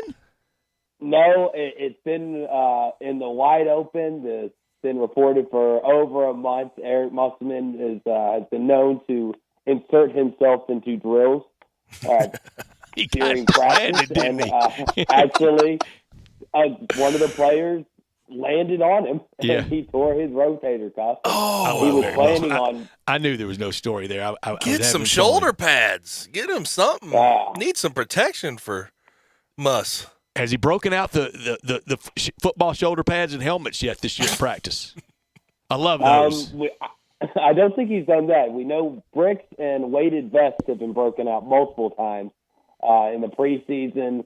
And then now during the season. So not shoulder pads and hitting pads or anything like that, but weighted vests and bricks for sure. Drew, I think, not just the Mizzou blowout notwithstanding, I still think there's a good stretch for the Razorback basketball team this year. Are y'all on optimistic point of view, or do you think this year is kind of a lost year? I think it's mainly lost. I don't mean to be so doom and gloom about it. Hey, we know doom and gloom around here. Exactly. So it's just I just have to look at the facts that are in front of you. You know, yes, you beat Missouri, but outside of that Alabama win at home last week, which, I mean, goodness gracious, what's that win for the University of Memphis going to look like at the end of the year? Is that going to hold up as as a quad one. I mean, it's not looking that great. There are a lot of parallels, aren't they? Murray State, Yeah, or the what was the ugly loss in Little Rock to Hofstra? For the Hofstra, yeah. It's been a head scratcher of a season, and when you have that loss in Little Rock to Hofstra, when you look at the facts in front of you, the fact that you lost at Mississippi State, which is a middle-of-the-pack SEC team, not taking anything away from DJ Jeffries and company down there. Yeah, we are, but go ahead. Yeah, you're right. We definitely can, and we are. But the biggest one is losing to Scottie Pippen Jr. and Vandy at home, and then following that up with a road loss to A&M. And we knew coming into the SEC play, it was a big conversation, even though they had only lost the one game to Hofstra at the time. They're thinking, okay, there's plenty of time to right the ship. The SEC schedule is very backloaded. Outside of this game tomorrow against LSU, the first half of the SEC schedule is pretty manageable. You don't actually start to face the cream of the crop of the SEC until February. So you're thinking, outside of one game, you've really got all of January to right the ship, build up those confidence points, figure out the right starting lineup, which maybe they did against Missouri, as that was the 8th different starting lineup for Eric Musselman's squad and the Razorbacks this year. When you're not performing the way that you should be on the light side of your SEC schedule, you just don't have that much confidence going forward. But then again, as people have pointed out multiple times, there's a few that are still optimistic around the natural state. Well, last year, Elite 8 run, it was great, but you also got to go back even a little bit further to the middle of the season. 10-5 to start out the season for the first 15. Didn't look that great in the SEC play, and then went on the double-digit win streak going into the tournament and able to pull off the magical run in March. So I guess there's always that little bit of optimistic, but when you look around this team, Moses Moody ain't walking through that door. He's in Golden Ain't the State. same pieces. Yeah, exactly. If they're gonna make a run though, Drew, what are the fixes on court that they need to make? Well, here's the thing, and there's a lot of them. I mean, it's almost where do you want me to start? Offensively, defensively. I've been using the analogy of you're standing in the middle of your house and you've got pipes leaking everywhere, and it seems like they keep trying to fix some things, but as soon as they clog up one hole on the left side of the house, pipe bursts on the right side, so they got to go run and try to clog that one while multiple sprouts are just popping off, and they've got to figure out a way to close up these holes. I think first and foremost on the defensive side, if you watch the Missouri game, you'd think, Drew, what are you talking about? They play phenomenal defense. They were up 49-15 at the half. What are you talking about? Yeah, but you go back to the previous games, and it's been every aspect of the defense. Most of the season can't guard the perimeter, was one of the worst defensive three-point shooting teams. And, while you were giving up the 3-point, at least you were keeping people out of the lane. Well, then here comes Mississippi State, where you give up a ton of lane points, and it just seems like they're able to go straight down the middle without anybody touching them. So while they're clogging up the 3-point line, the lane is wide open, and then offensively, the 3-pointer it's not there. I mean, outside of J.D. Note, who against A&M shot 5 of 8, you really don't have a 3-point presence. And I believe you've only shot over 33% from beyond the arc one time this season. I mean, it's been that bad. When you can only average 1 of 3 for one game, you're not a 3-point shooting team. Yeah. But they keep taking them. Yeah, got LSU at Pete Maravich Assembly Center on Saturday, and then Crazy Frank in South Carolina comes to town, and then the rematch with A&M, and then a trip to Oxford. Drew, you know me so well, and in about 3 or 4 weeks, we're not there yet, still some time to make some changes, but in about 3 or 4 weeks, you know what I'm going to say about college basketball. This is who you are. I mean, we're not having new players come in at this point. The deficiencies, if they haven't been corrected by 15, 18 February, they're not getting fixed. No, they're not. I mean, it's basically the equivalent of week 8 of the college football season. Through 8 games, you are who you are. You either got to embrace that fact and try to work towards your strengths and hope that they outweigh your weaknesses. And it's the same thing on the basketball side. And trying to figure out who this Arkansas team really is has been the biggest mystery I've seen around a team this hyped up going into the season. A team that did spend some time being a top 10 team. I mean, it's some real almost as parallels to the puzzling as, Tigers. University of Memphis Definitely. and Orlando. Yeah. Definitely. Real quick though, as far as your listeners, fans out there are concerned, where are they at? I know there's a lot of people looking forward to next year when it comes to Arkansas with that recruiting class. Well, a lot of people are excited about next year. I'd say a third's not ready to give up on the season. A third's a wait and see. Mm-hmm. And then a third has already started the countdown to baseball season, which we are, I believe, 34 days away. I hear that. Yeah. Have you had anybody yet blame talk radio for their problems? I love that. Gosh. No, I haven't been blamed for the problems on the basketball court. Now, I did, and Brett, you're going to probably shake your head and say, oh, no, Drew, why would you do that?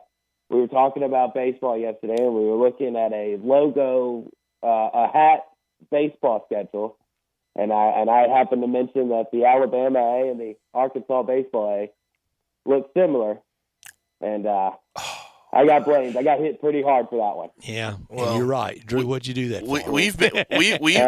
We've been blamed for being too critical of Penny Hardaway's rotations here. So yeah, it's all the media's fault based on what he is putting out there, whether it's 7 or 10 or 11 guys. We control everything. Yeah, of course. Now, I mean, it's the same reason why we blame Dave for every loss, because the play-by-play man has full control. It is Dave's fault. Yeah. We can blame Dave. Dave's fault. It's not Chuck Barrett's, but it is Dave's. It is 100%. Now, your Tigers, my Tigers, 9-6 right now. That traveling to Orlando and playing that game, they never really could get it going. They've had some injuries here and there, but can those be used as an excuse in your opinion? And did you throw anything during the game the other night? Almost. I really did, because I thought it was going to be a really good night for me.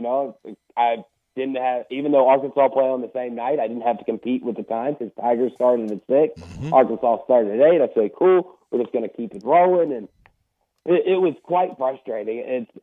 And I think you can draw a lot of parallels from what I've been watching with Arkansas with what you've been seeing with Memphis. I think Memphis's problems aren't as out there in the open, but still just the same amount of frustration of, what are you doing? I mean, how do you look so good at one point of the game, and then 2 seconds later, you look like you've never ran a single play of basketball. You look like you barely know how the game works. And, and I'm sure y'all have gotten it so much, and I try not to be too critical, but ultimately I had to turn it off at a few points, but I'm not impressed with Amani Bates. Right. It just seems like every time he dribbles the ball, he wants to go behind the back, and it looks like he's about to lose it every single time. And it drives me insane. I know the kid's 17. I know all the other stuff, but, when you get great games out of guys, you think that they've turned the corner and that they're going to, find that consistency that they've been missing, and then it's just, what are we doing? And with Amani Bates, we've had the conversation. I think it's a case-by-case basis when it comes to reclassifying who should reclassify, who shouldn't. Mm-hmm. But for Amani Bates, it really does seem like he was too young. He was not ready for the college game. It really does, and you're exactly right. Some people can reclassify and, succeed, and then some really do get to understand that there's a difference between playing prep academy school that nobody's ever heard of against on a random Thursday night, and then playing an actual university team. Yeah. It's tough. It's real tough. He's got a teammate almost 7 years older than him. The thing that really concerns me, though, is watching the other night, just some of the plays he's making. He makes a mistake, he fouls. He makes a mistake, he puts up some wild scoop shot. It's just mentally, you wonder where a guy that age with that amount of pressure on him is. He compounds a mistake with another one. Yeah, he really does. And like I said, hopefully he's able to figure it out, get that mental toughness of, hey, I made a mistake. Let's put it past me. Let's not make one mistake turn into two, turn into three. And that will come with age, and it comes with playing time. But if you're going to make the run that was promised this year, if you're going to finally get all of the smoke, to borrow Penny's terms here, if you're going to reach that pinnacle that you've been selling your entire tenure at Memphis, and this is supposed to be the year to go for it, I just don't know how many minutes you can really live with him and frankly, some of the other guys that just don't seem to really belong. It seems like to have success, and when they've had success, they've done it, shorten the rotation, 7-8 guys, and you roll with it. Don't say that, Drew. Don't say that. They're going to hold you accountable when Penny plays 7 or 8 guys now. You can't say that. Oh, they can come. If they really want to get at me, they can drive all the way to Fort Smith and let me know how they feel. Any big plans this weekend? What you got going this weekend, Drew? Girlfriend coming. She should be leaving the Mid-South area here in a few bits, and we're going to have a nice, relaxing weekend in the River Valley. Good deal. I hear you, man. Good deal, Drew. He is Drew Barrett at DBarrett36. Drew, always appreciate it, man. Hey, I appreciate it. You have a great one. You too. Thank you, Drew. One. Love catching up with Drew. Now, me too. Glad to hear that guy happy. Yeah. Good now, man. when we come back from the break, it is officially time. We're going to rank our 12 quarterbacks that are playing this weekend in Super Wild Card Weekend. I am curious what Brian and Brett have to say about this. We'll do that when we come back on Real Sports Talk, Sports 56 98.5. The all-new Sports 56 Mornings with Greg Gaston and Eli Savoy. Brought to you by Action 24/7, James Gaddis Jewelers, and Acura of Memphis. Weekday mornings from 7 to 10 right here on Sports 56 and 98.5 FM. They've raised the bar again at Homer Skelton Hyundai and Genesis of Olive Branch. I like to say this is the new standard, the way car business should be done. And to prove it, out of 355 dealers in America that sell Genesis cars, the one in Olive Branch, Genesis of Olive Branch, was top 50 in the country, top 10 in the region, and number 2 in the district. And guess what? They want to be number 1. That means there are opportunities out there for you. It's the safest, and every new latest bit of technology that makes the experience of driving a car better, they've got it at Genesis of Olive Branch. If we start with the G70, the highest performing car I've ever owned, all the way to the G80 or the G90, the biggest of the sedans, you'll love everything about the car. If you would like to try the new SUV, the GV80, you call Vinny Gerard at 662-890-6684. He will bring it out to you. So we all know you can get everything you need at a grocery store, but why would you pay more for lesser quality meat? At Louis Deli and Meat Market in Arlington, you're not only going to see the quality in their meats, but you will literally taste the quality in every single bite. Plus, more than likely, pay less. And that's really important nowadays. Got to get together? Fire up that grill with their handmade garlic sausages or jalapeno and cheddar bratwurst. Or how about a hand-cut bacon wrap filet or top sirloin? The absolute best. Or if you want to know how to improve your outdoor grilling, pick up some of Louis' fresh ground beef or maybe their hand-cut ribeye or New York strip. Louis has literally everything for your grill, from barbecue rubs, sauces, charcoal, and so much more. And Louis Deli and Meat Market only carries the finest deli meats and 19 cheeses. And I guarantee you they make the best deli sandwiches in the area. So visit Louis Deli and Meat Market, located in Arlington at 11695 Highway 70, just fourth of a mile east of Highway 385. Is locally and veteran-owned. Is Louis Deli and Meat Market. It's the quality you can see and taste. Drivers who switch and save with Progressive save over $700 on average, and those savings add up. Imagine what you could buy in the future. The graphics are so real on this video game console I bought with the savings from switching to Progressive 10 years ago. I can't tell what's real and what's the game, which I think is what people want. in the future, which it is currently. So switch to Progressive and save big because those savings can add up in the future. Progressive Casualty Insurance Company and Affiliates. National annual average insurance savings by new customers surveyed who saved with Progressive in 2020. Potential savings will vary. Tire pressure light on? Tread low? Car sliding when you stop?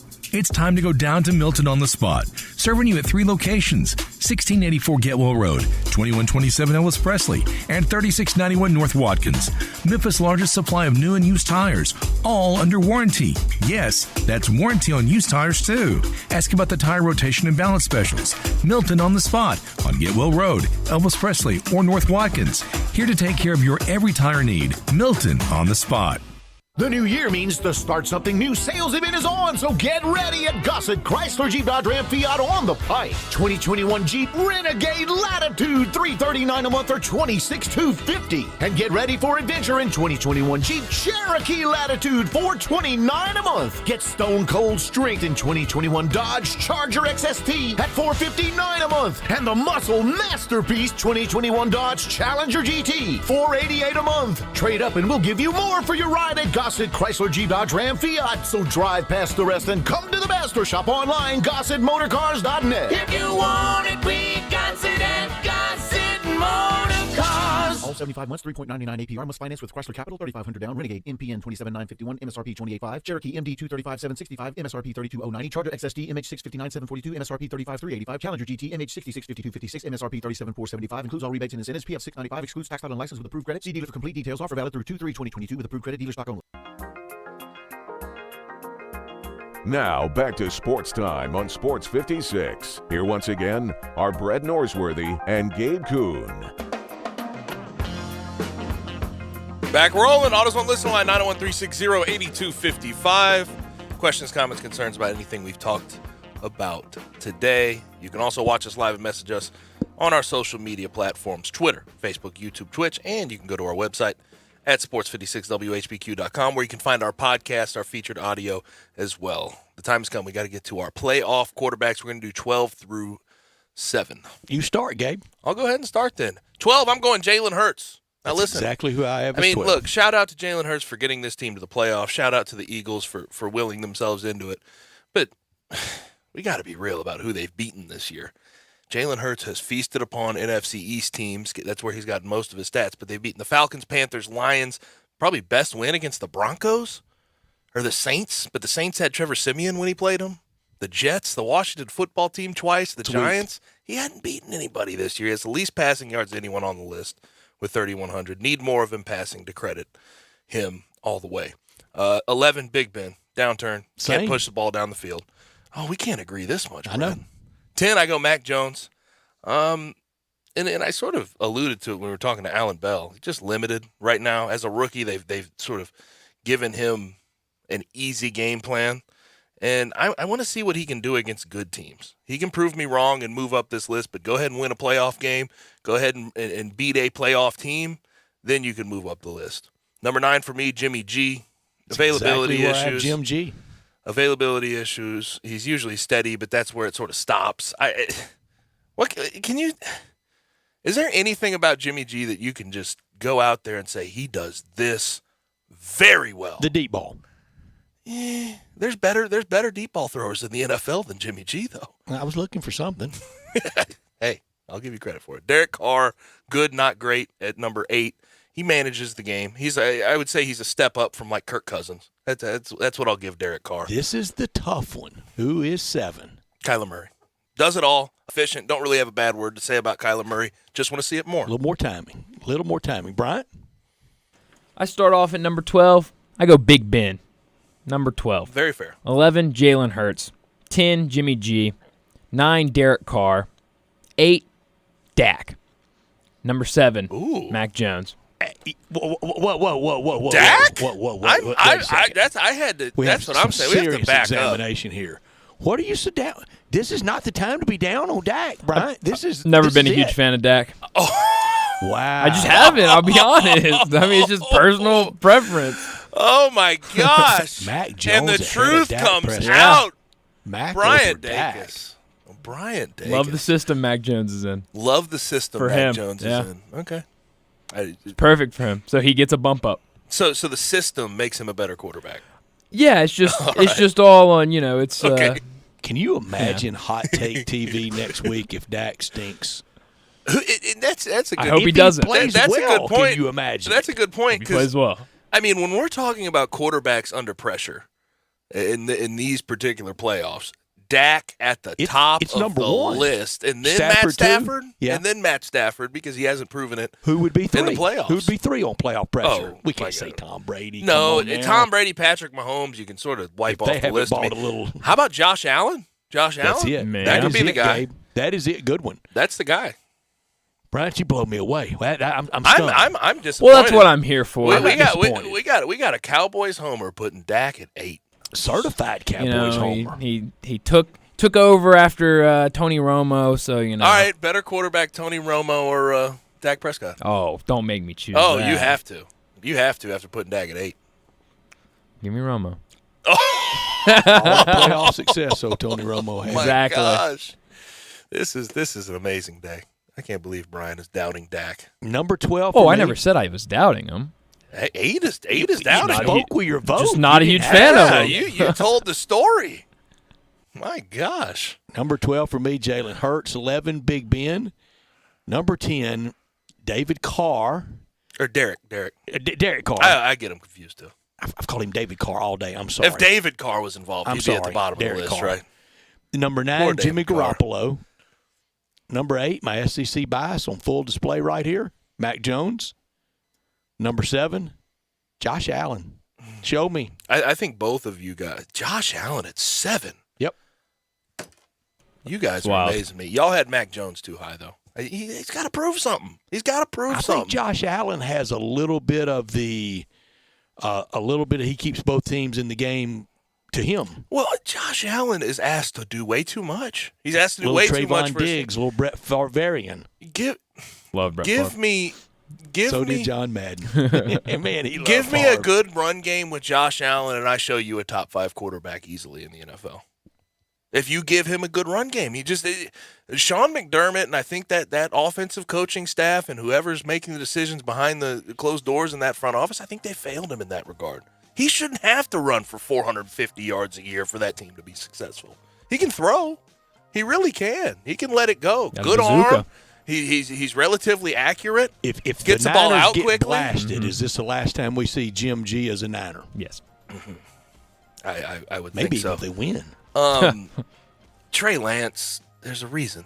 There's Yeah. a reason Well, Kyle there's a Shanahan went and got Trey Lance. Now, Trey Lance, I don't know if he'll be ready by next year. Yeah. But Get ready. yeah, sometimes things are forced upon you. Throw We've 'em in the seen fire. that. We've seen that with quarterbacks in the National Football League, especially drafted quarterbacks when they're drafted in the first round, and especially at number 3 overall. He better get ready to go.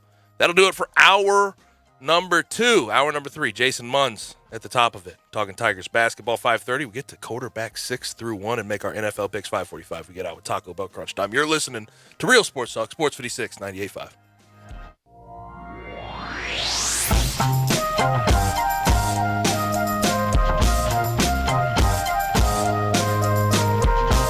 The new year means new great savings at Gossett Kia on the Pike. 10 years of worry-free driving. We Gossett with Kia's 10-year, 100,000-mile powertrain limited warranty. Take your pick. 2022 Kia Forte LXS or 2022 Kia Sportage, $199 a month. Forte, $27.99 due at signing. Sportage, $34.99 due at signing. Let your adventures begin with 2022 Kia Sorento, $359 a month, $34.99 due at signing. All 36-month leases. Come see Bobby J. He's ready to put you in a new Kia today. Gossett Kia, 1900 Covington Pike, or shop 24/7. KiaCovingtonPike.com. If you want it, we got it at Gossett Motor Cars. All 36-month leases, $650 acquisition fee, 30,000 miles per year, 20 cents excess mileage. Sportage, N702, 7277, MSRP 25,460. Forte, NE 44, 2833, MSRP 21,980. Sorrento, NGO 990119, MSRP 35,340. Includes all rebates and incentives. PF 695. Must finance through KMF. Excludes tax title and license with approved credit. See dealer for complete details. Offer valid through 2/3/2022. Dealer stock only. General contractor, subcontractor, Zipcat can help you find workers for the jobs you're needing done. Contractors, just post your jobs on Zipcat for the price you want them done for. Subcontractors will find the jobs listed on Zipcat and offer to buy buy them. You both have 3 days to accept and approve the subcontracting job you bought. For the best tool in your toolbox, download the ZipCat app. Roofers, concrete, plumbers, HVAC, painters, download it free. ZipCat, ZIPCAT. ZIPCAT. That's ZipCat. Brian Elder's Roofing Solutions. I'm Brian Elder, 867-0303. Hurricane season is upon us. Is your roof ready? Are your shingles laying down and sealed properly? Call me right now, 867-0303. They say you get what you pay for. That's why my opinion is free. Maybe you've got years of life left in your roof. If so, I'll tell you that. But if I find storm damage or a compromised roof system, I'll lay out some options for you. Don't let them tell you it needs to be replaced if it only needs a repair. Call me, 867-0303. Has your insurance company already seen it and rejected your claim? Maybe they're correct. Most of the time, they're not. They do tend to become more reasonable once I get involved, though. 867-0303. I'll measure your roof from outer space or BrianElderRoofing.com. Call 867-0303. Brian Elder's Roofing Solutions.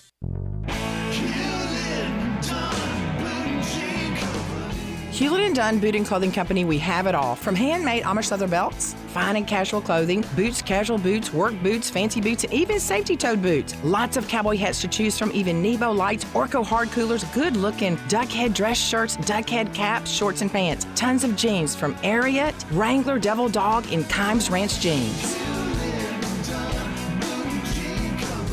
At Hewlett & Dunn, we have a great selection of Old South t-shirts and caps. Fine clothing from dress to casual to Sunday best. Enjoy choosing from UFO's orthopedic-approved shoes. Hewlett & Dunn Boot and Clothing Company. Boots of every size, every color, every skin. Great quality Western, work, and safety toe boots. Hewlett & Dunn Boots and Clothing Company. 111 North Center Street, Collierville. Hewlett & Dunn. Hewlett & Dunn, serving you and your family since 1961. Do you know one of the best things you can do for your employees or family's health? Provide Arctic Clear bottled water. Arctic Clear bottled water is your locally owned and operated bottled water provider. Arctic Clear is 100% natural spring water with free delivery and setup, dependable service, and no long-term contracts. What an easy choice. Call Jeff Manus today, 901-382-2363, or visit arctic-clear.com. Arctic Clear bottled water. Call now, 382-2363. That's 382-2363. We are Sports 56 WHBQ Memphis and W253DF Memphis, Flynn Broadcasting Stations. Now, back to Sports Time on Sports 56. This hour is brought to you by DeSoto Auto Sales. Here once again are Brett Norsworthy and Gabe Kuhn. Final hour of the week of this second week of the new year, and we start with Jason Munns from the Commercial Appeal on what is still, I think, the most important beat in town, and that's the Tiger basketball beat for the Commercial Appeal. We visit with Jason, but first let me tell you about FanDuel this weekend. Brett Norsworthy here for FanDuel Wild Card Weekend. It just got wilder. FanDuel Sportsbook. They're hooking up new customers with 30-1 enhanced odds. That means you can bet $5 little dollars to win $150 on any team to win any wild card game this weekend. How about the Cowboys right there? Take Dak Prescott this weekend and the Dallas Cowboys. That star on the helmet will go a long way. Just sign up for FanDuel Sportsbook and make a deposit to claim your 30-1 enhanced odds. It's simple and easy to use. Generous promotions every day, and when you win, you get your winnings in as little as 2 hours. Already have a FanDuel Sportsbook. FanDuel's hooking up all customers with $50 when you refer a friend, plus your friend gets $50 as well. Don't miss your chance to win $150 off a $5 bet when you use promo code CASH when signing up. Download the FanDuel Sportsbook app using promo code CASH and pick your wild card team before kickoff. Must be 21 or older and present in Tennessee. New users only. $10 first deposit required. Must wager in designated offer market. Max bonus $150 bonus for Tennessee users fulfilled in site credit within 72 hours. Tennessee site credit. It expires 14 days after receipt. Restrictions do apply. See full terms at sportsbook.fanduel.com. Gambling problem?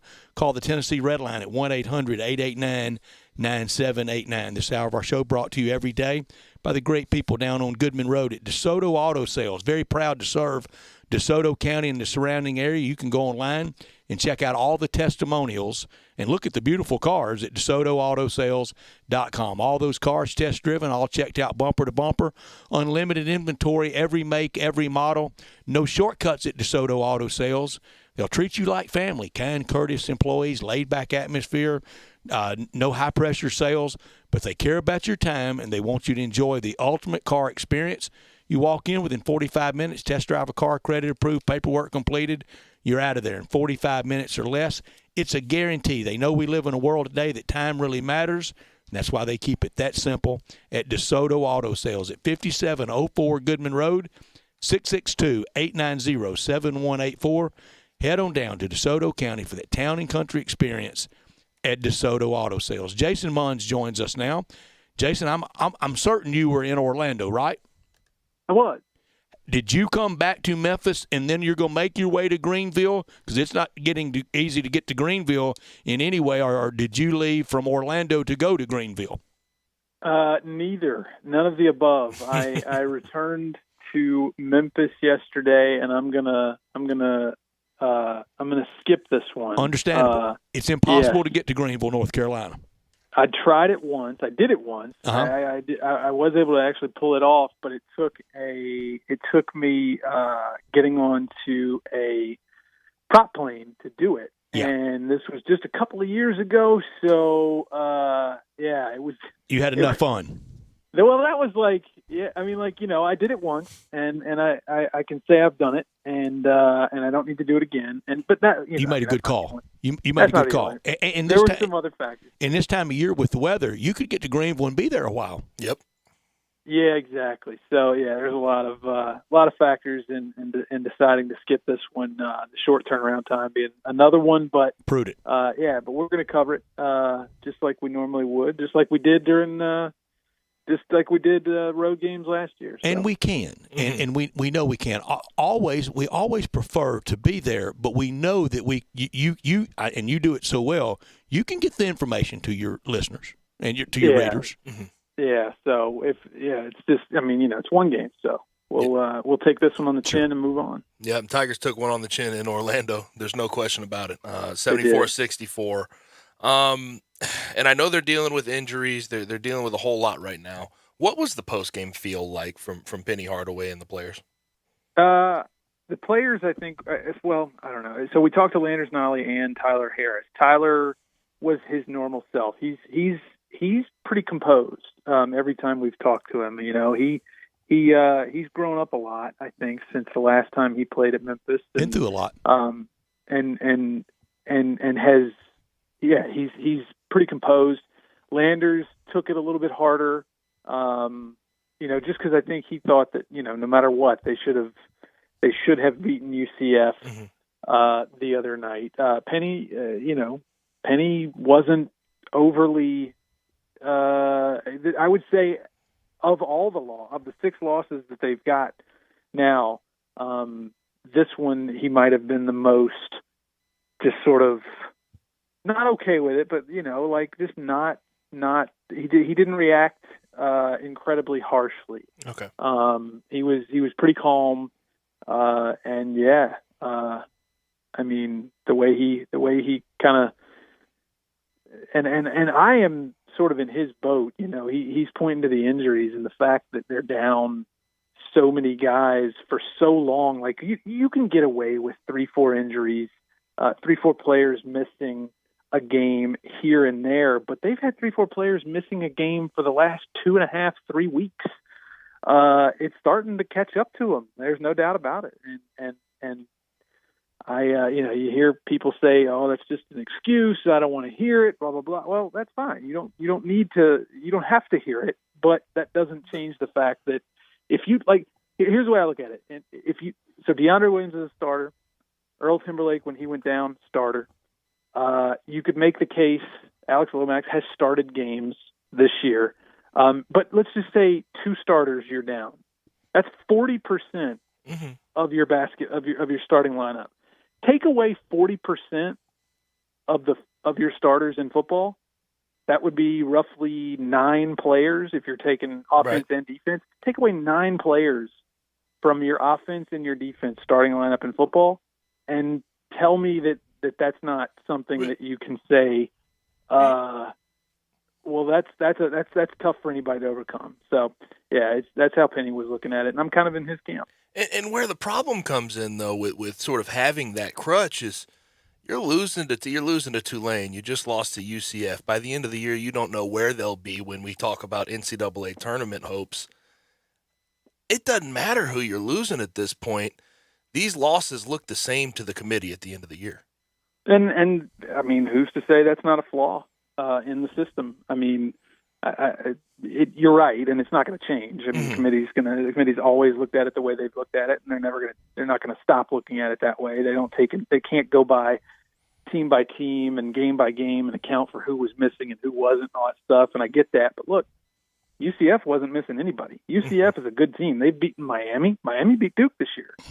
UCF beat Miami. UCF beat Michigan this year. Not a bad team. I said it before the season started that UCF was going to be a sneaky dark horse in this race, in the race for the AAC, and I stand by it. I mean, they returned everybody from last year, and they weren't necessarily a bad team last year. They had a couple of long COVID pauses that I think they finished around 500, but good team, everybody back from that team, and Tulane, didn't they just they beat playing Wichita well. State? Yeah, They beat Wichita State. Wichita They beat State.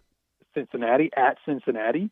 Again, I mean, like, look, they're not getting beat by I don't know, South Florida. South Florida's right. What, 250 in the net or whatever?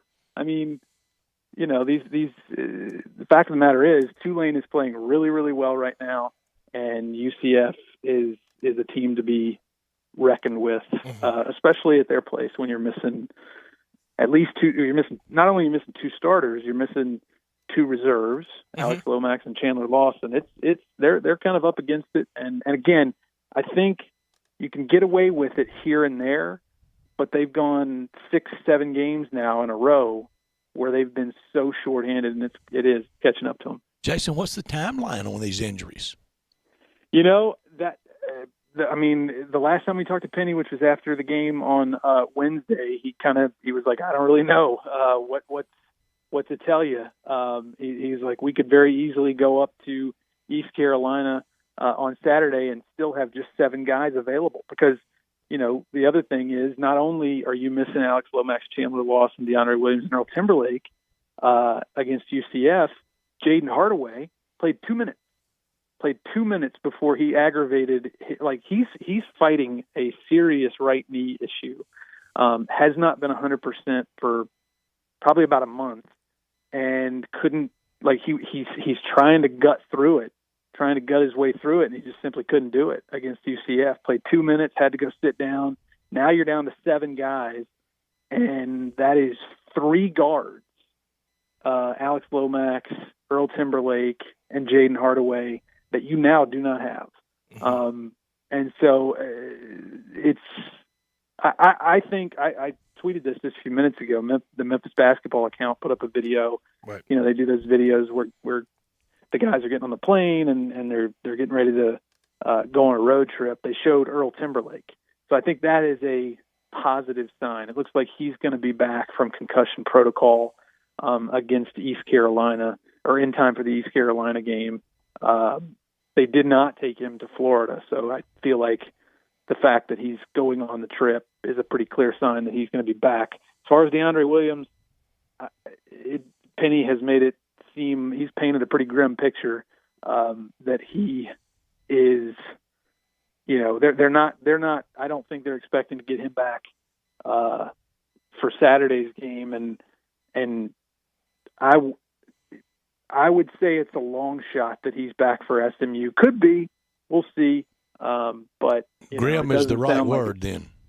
Yeah, it doesn't sound like it is a good situation with his back. Mm-hmm. And one of the side stories of the year, though, one of the positive stories is the emergence of Tyler Harris and coming back, being a walk-on. Where would this team be without him, based on the production he's sort of shown? I'd say, they're 9-6. I'd say they'd be much closer. I would say they'd be either a game over 500 or a game under 500. Mm-hmm. They'd be somewhere in that range. He, in my opinion, has made the difference in at least one win and maybe two. Without him, like you said, you're either you're the 8-7 or 7-8, and that's pretty amazing considering. Right. Who would have thought? If people thought he was going to be struggling to get any minutes this year. Yes, and I said this before the season started, that I felt like there was going to be at least one game where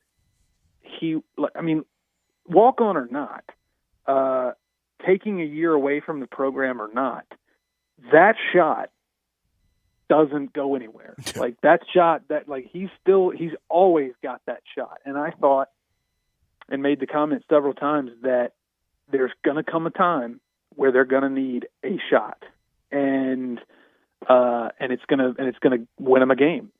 Now, what he's done, he's had a couple of big shots for sure, but what he's done far exceeds even the most optimistic Tyler Harris fan, what they would have expected going into this season. I mean, he is averaging, I think, in the last 6 games, close to 11 points a game, almost. And that's unheard of. He's starting now because of the injuries, but his plus minus has been the best on the team in the last 6 games. Fan favorite. Yeah, exactly. Fan favorite, easy to root for. You take your lumps on defense. He's 5'9" on a good day. He's just limited on what he can do defensively. He makes up for it in a lot of ways with his motor and his energy and his veteran presence. But he's got a pretty clear ceiling defensively. But offense, he's been a leader. He's been a real big shot in the arm off the bench. He put up he hit 5 3-pointers the other day at UCF. I mean, he has been. Oh, and the other thing is, like, his passing is severely underrated. There was I can't remember what game it was in, but he hit Jalen Duren with an alley oop from outside the 3-point line, no look. Yeah, he's a much more complete player now than he was when he left here, and without him, we'd be Memphis would not be 58 more grim without him. Yeah.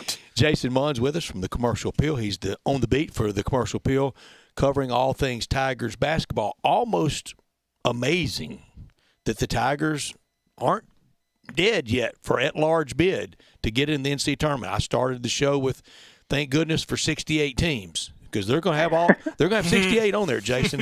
It might be a hodgepodge of a mess of teams in Dayton right now. You can't get too picky. You just retweeted on Twitter at Bracket Guy Dave Almond, and his tweet was apropos. With a favorable schedule, Memphis has the chance to make a run over the next month. Whether the Tigers cash in or not is a huge question. However, that is accurate. You go around the bracketology world today, and they're right there. On the cusp of being in a run, 6 games in a row, 7 games in a row would do wonders. Yeah, it is amazing. I don't think it's anything short of amazing that at 9-6, 3-2 in the league, with losses to, a home loss to Murray State, a road loss to Georgia. I do not think it's anything short of amazing that they are still on the bubble. The Ole Miss loss is ugly. Yeah, exactly. And Joe Lunardi's most updated bracketology, which came after the UCF loss, he had them going into that game as the last team in. They're now the second team out, right behind UCF.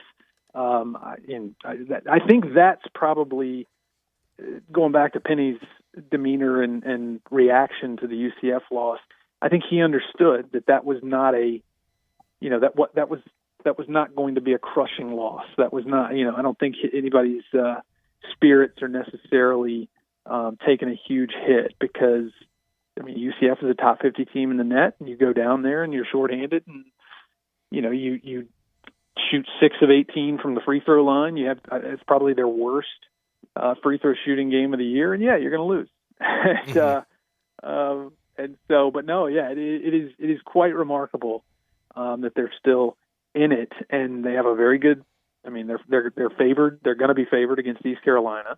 You get SMU at home, and maybe you have Alex Lomax back for that game. Maybe you have DeAndre Williams back. And then what's it, Tulsa after that? I think on the road. That's not easy, but if you can get through that stretch 3-0, then they're going to be right back on the right side of the bubble, I think. Mm-hmm. Something that sort of jumped off the screen to me watching that UCF game was Amani Bates, and he was clearly bothered at times. I know they gave him the overrated chance. What's your concern level with him at 17, handling the pressure he's handling, dealing with opposing crowds? I mean, I think we saw early on before he sat out those 3 games with the finger injury that he wasn't handling it well. Just point blank period. He was he was really, really struggling. He said after his first game back, the Cincinnati game the other day, he said to us, talking about reporters, he said that he was, struggling, that he was kind of in a dark place, that he wasn't loving, he wasn't having fun, he wasn't loving basketball, because of a lot of things, but that that win over Cincinnati sort of restored his mojo, his juice. He started feeling good again. And then you come right back out, and I don't think he necessarily struggled, so to speak. I wouldn't go that far to say that he struggled. I mean, other than a few spots here and there, like out of the timeout when he's just sort of dribbling the ball or holding the ball and has it just snatched out of his hands as late in the first half. It just wasn't a good play and everything. He's 17, he's a freshman. But as far as his mental state and how he's handling the ups and downs, I think he's done it. I think he's navigated it pretty well to this point. Right. But you do need to see a pretty clear bounce back performance. You need to see against East Carolina. You need to see him rebound. You need to see him change the story. Yep. You need to see that thing that everybody says, never too high, never too low. Yep. You need to see that. Exactly. You need to start seeing more of that. And Saturday should give us a pretty good indicator of whether there's a hangover coming off the UCF loss and the way he was treated by the crowd. There was a couple times they were chanting overrated. Yep. I know he heard it at Ole Miss. I think he might have heard it at Georgia, and it's going to continue. It's not going to stop. So what you want to see is that even keeled demeanor, stay even keeled.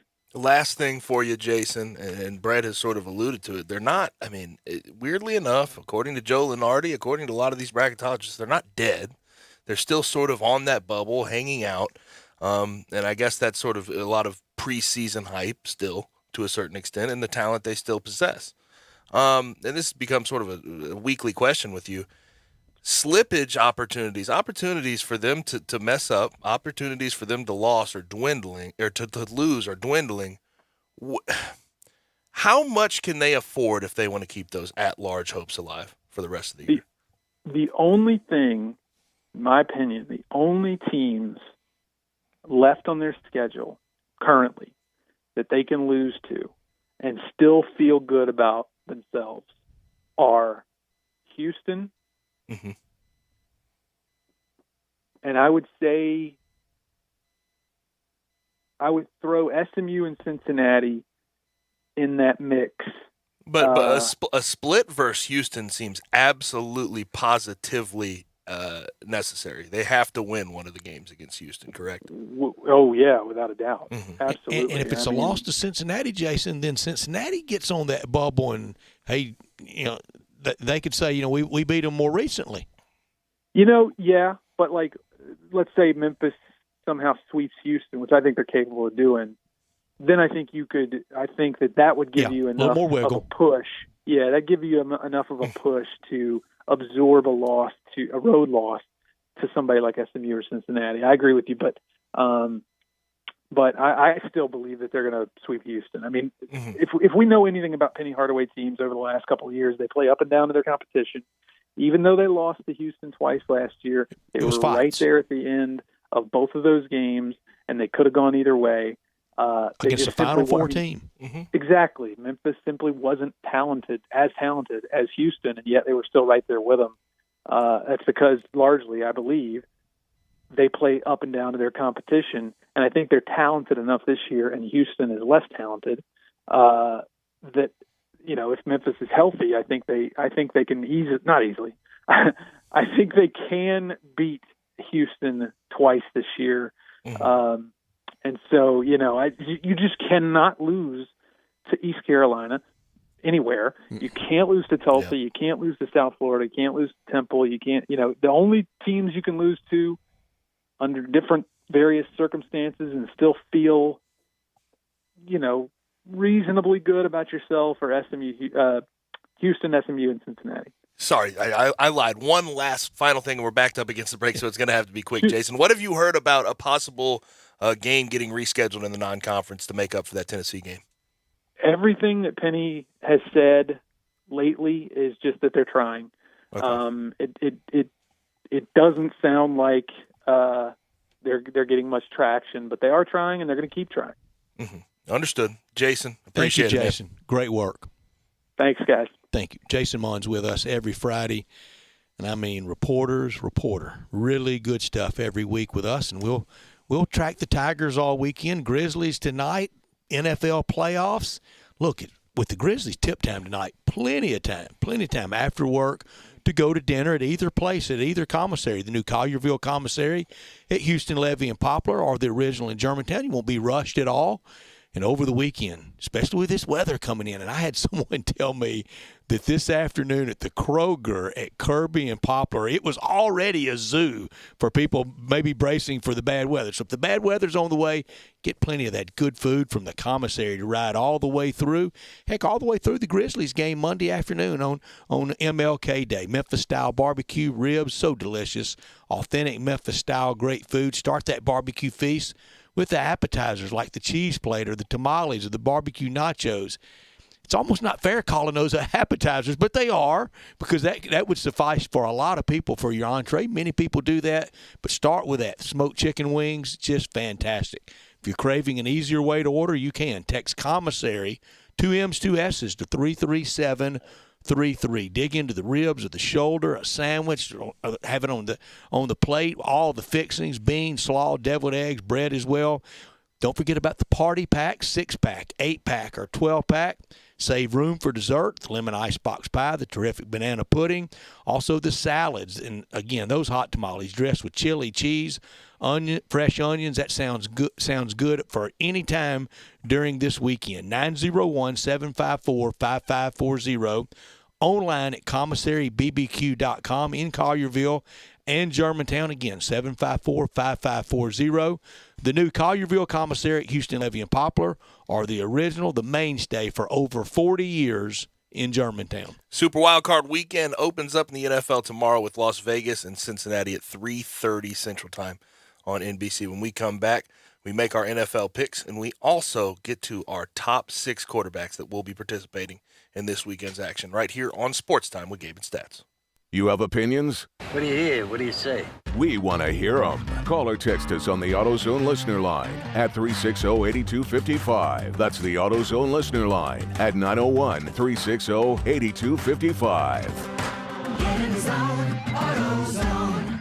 They've raised the bar again at Homer Skelton Hyundai and Genesis of Olive Branch. I like to say this is the new standard, the way car business should be done. And to prove it, out of 355 dealers in America that sell Genesis cars, the one in Olive Branch, Genesis of Olive Branch, was top 50 in the country, top 10 in the region, and number 2 in the district. And guess what? They want to be number 1. That means there are opportunities out there for you. It's the safest, and every new latest bit of technology that makes the experience of driving a car better, they've got it at Genesis of Olive Branch. If we start with the G70, the highest performing car I've ever owned, all the way to the G80 or the G90, the biggest of the sedans, you'll love everything about the car. If you would like to try the new SUV, the GV80, you call Vinny Gerard at 662-890-6684. He will bring it out to you. Say there was a place, the perfect place for everything you need for tailgates and patios, grills and chairs, charcoal and coolers, everything to make a great game or a great day. That perfect place wouldn't be a warehouse. It's East Memphis Ace Hardware. Locally owned and operated at Quince and White Station, East Memphis Ace Hardware is where you'll find Benjamin Moore paints, local plants from local growers, and Black & Decker tools. Around the block, what you need in stock with people who know their tailgates. Welcome to East Memphis Ace Hardware, the home convenience store. Everyone needs protection, whether you're on the field or on the road, so make sure you have the best. Bob Simpson State Farm Insurance can buckle you up with auto insurance, can back you up with life and health insurance, cover your business whether it's starting, growing, or maturing, and don't forget to insure your home, no matter if you're an owner or a renter. Like a good neighbor, State Farm is there. Call Bob Simpson today at 901-381-1233 or go online and get a free quote at bobsimpson.org. Stay protected with your good neighbor, Bob Simpson. Bartlett Small Engine has been serving quality power equipment since 1970. They have a full line of power equipment, parts, and services for most makes and models. Bartlett Small Engines has the best brands in the power tool industry: Honda mowers, trimmers, and generators, Steel blowers, trimmers, and chainsaws, Echo trimmers, blowers, and chainsaws, plus quality products from Red Mat and Shindawa. And they're all American made. Bartlett Small Engine is your can-do store. 6780 Summer Avenue. Call 901-386-9779.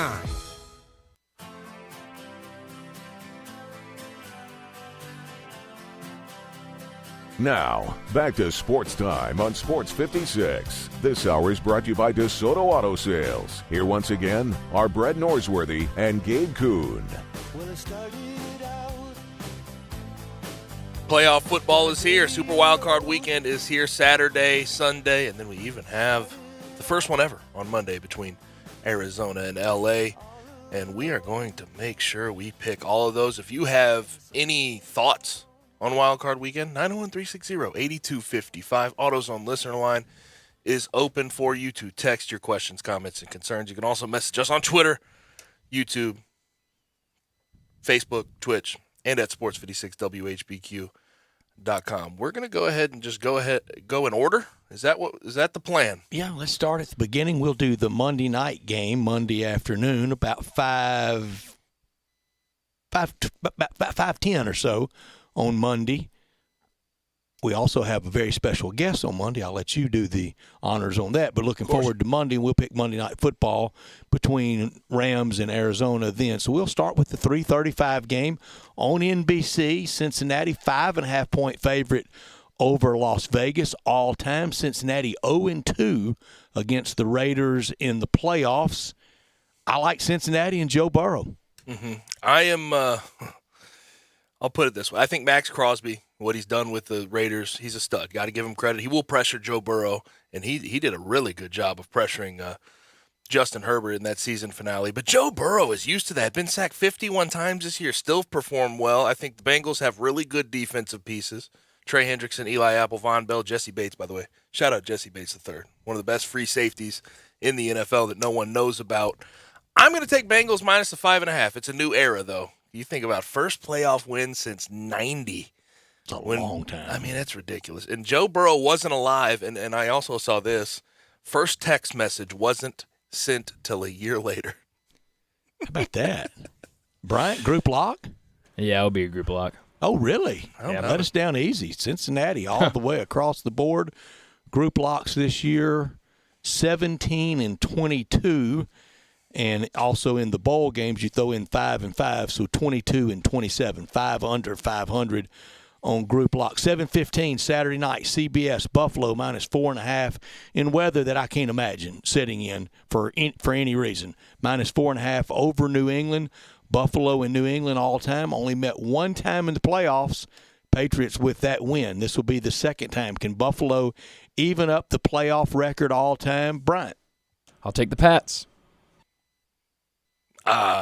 Brett, also saying all our group lock record, I don't need that negative energy. I know. I don't need all that right now. I'm sorry for the negative. Crazy weather, 0 degrees, wind gusts. They split the season meetings. Josh Allen's talented. They were tailgating I wish, too. I wish, and All they're day. jumping through tables. You gotta love it. On fire. Here's where I'm at. No one wants to fit the run in freezing temperatures. Uh-uh. No one wants to catch a fastball from Josh Allen in freezing temperatures. I'm going Pats plus the 4.5. I'm not calling a straight upset, though.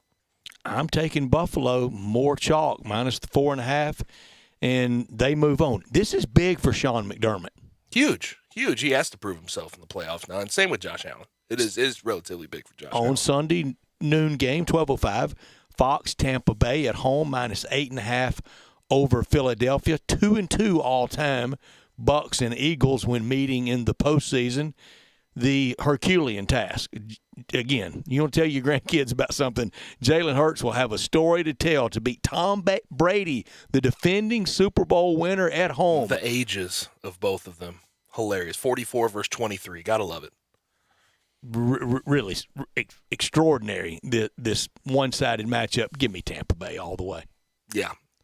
And here's the thing, though. You gotta take into account the Bucs last year in the playoffs struggled in their first round against Washington football team. In Washington. And I don't think that was a good Washington football team. Philly can run the ball well, but the Bucs rush defense, Vita Vea just got paid, and Ndamukong Suh, Devin White, they're really good. Jalen Hurts has to throw, and I'm not sure he can do that necessarily. See, I think he's got to beat him running. I know, and I don't see that happening with him that running. run defense. Straight quarterback draws. With that run High school defense, offense. I would not risk. I mean, the amount of sort of thumpers they have in the box for the Bucs. I don't know if I like that. And also this stat, this year, straight up, the Eagles are 0-6 versus playoff teams, 1-5 against the spread. Give me the Bucs minus 8.5. Bryant? I'm going to go with the Bucs as well. Group lock. Group lock again. 2 out of 3 so far. We're putting our group lock record to the test. Yeah, well, that hadn't been a good thing. Sunday afternoon, 3:35 in Dallas. The Cowboys on CBS minus 3.5 over San Francisco. All-time Dallas leads 5-2 in the postseason. We just talked about one game, the catch, that started really the dominance of Joe Montana and the 49ers, and that was the long, steep decline of the Cowboys. Can the Cowboys get it back with Dak Prescott? I think it's Dak's day, big day. He quiets some for a little while at least. I don't think he'll ever be able to quiet them all. That goes with that star on the side of the helmet and all that pressure. And the big mouth owner, Jerry Jones, never makes it easy for him. But I like Dallas minus 3.5. Gabe? San Fran's physical, but they're also trendy. I hate trendy picks. Give me the Cowboys minus 3.5. Bryant. Look at this. Bryant, is easy. I'm going to tell you this right now. I hope I don't regret this pick. I hope you don't either, but you won't, because after the beatdown that's going to happen, Cowboys, they're going to be thinking about ring sizes. Love it. Monday morning. NBC Sunday night. It's not going to be balmy in Kansas City. Minus 12.5.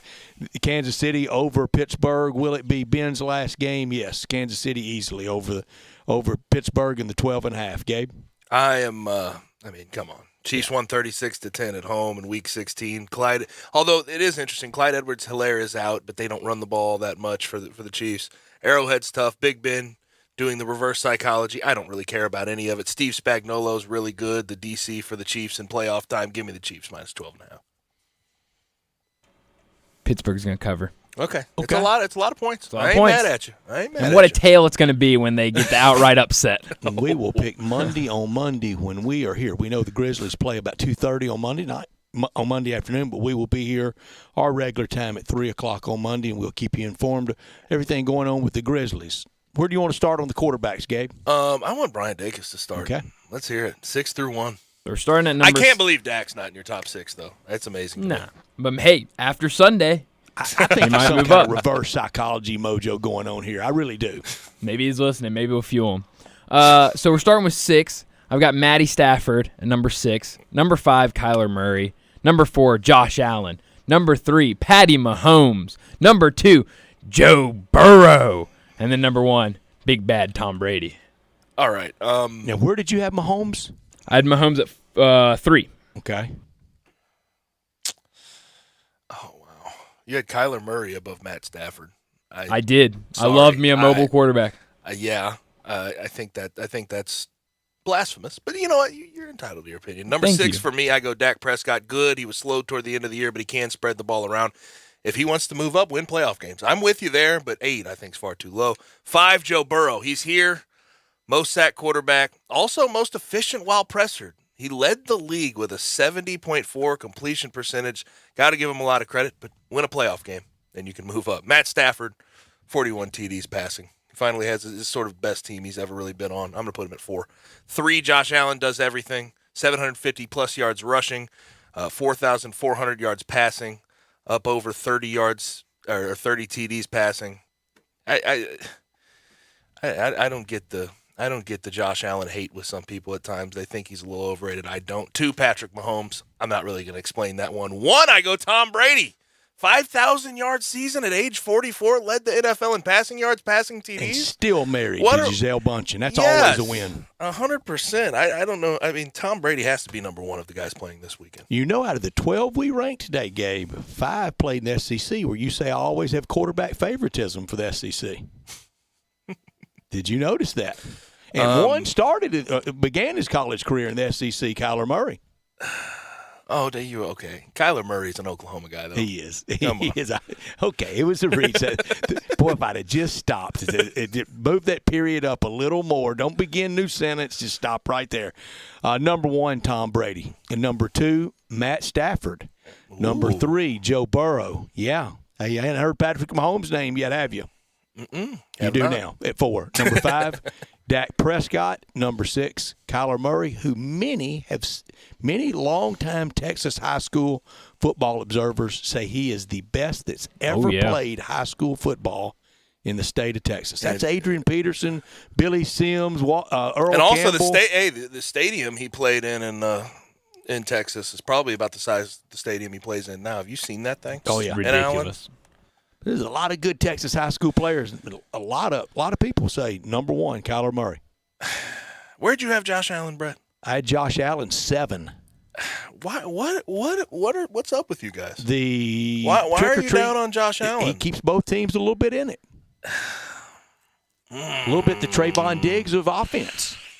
I'm going to have to disagree there. I guess he's going to make mistakes when he has the ball in his hand every single play. If he loses to Mac Jones, run the ball. McDermott and Allen get ripped. He already did lose to Mac Jones. Yeah, but this one in the playoffs at home with the Mafia there and tables broken and kegs strewn everywhere. I don't think I think this again. Have you ever been to Buffalo? I have not. I think it's more of a shot. I want to go to Niagara Falls before this thing called life ends. I think it's more of a shot against Sean McDermott than anybody else, and Brian Daboll for how they've made that team, how they've put together that team, and what they do a little reckless as far with the as ball. roles. He's asked to fit the ball into tight windows. He's asked to throw the ball 35 times a game. He's asked to run the ball 10 times a game. There's just so much asked of the guy. I mean, when you're talking about what he did for his team, I thought there was some MVP consideration there this year for Josh Allen. Yes, he lost more games than we thought he would, but I think y'all are far too low on Josh Allen. Can he ever make Buffalo forget about Jim Kelly? Yeah, I think. And there's one way: go do more than Jim Kelly did, win a Super Bowl. He's got to deal with a lot, though. He's got to deal with a lot of teams in his way in the AFC. You got to get through the Chiefs. Got to get through Belichick Sunday. You got to get through Belichick, which is always going to be tough. Or Saturday night late. Yeah. Well, you had him at 4, Bryant, to be fair. I did have Josh him at Allen. 4. So you're a little higher. You're a little higher. Except for Joe Burrow at number 2. That's what you're really mad at. You know what it is? It's the win a game, please. Brett put him down at 7 because he wasn't an SEC quarterback. That's exactly it. That's true. It was. Oh. Can we count Wyoming as SEC West? I don't know. They're the Cowboys. Wyoming Cowboys, right? They are the Cowboys. I was not part of the Ole Miss crew when they went out to Wyoming. What year did they do it? They all say got pounded, and the total trek home from leaving the stadium to finally getting back to Oxford took like 40 hours. No, that's not fun. No, that's not fun at all. Bus broken down, charter wasn't right. Ooh. Now, if Carson Wentz was actually part of these discussions, where do you think Carson Wentz would rank of these 12 quarterbacks? 13th. Toward the after? No confidence in him. And I don't know. 10. I don't know if you saw the news yesterday, but Chris Ballard, the GM of the Colts, might not have a whole lot of confidence in him. Did you see what he had to say? He said, at the time, we felt it was the right decision to go get Carson. I'm not going to make a comment on who is going to be here next year and who is not. What do you think they should do? Free agent or draft? I trust Frank Reich with a quarterback. I do good too. Quarterback. I trust him.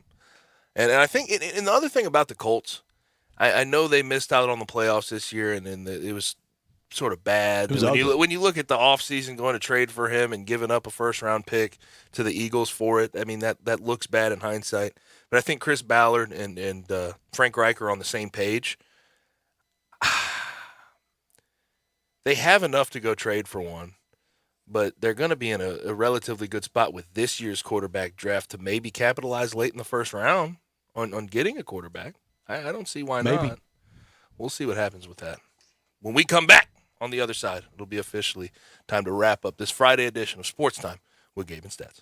Sports 56 Happy Hour with Johnny Radio, presented by Tito's Vodka, from 11 to 1 every weekday on Sports 56 and 98.5 FM.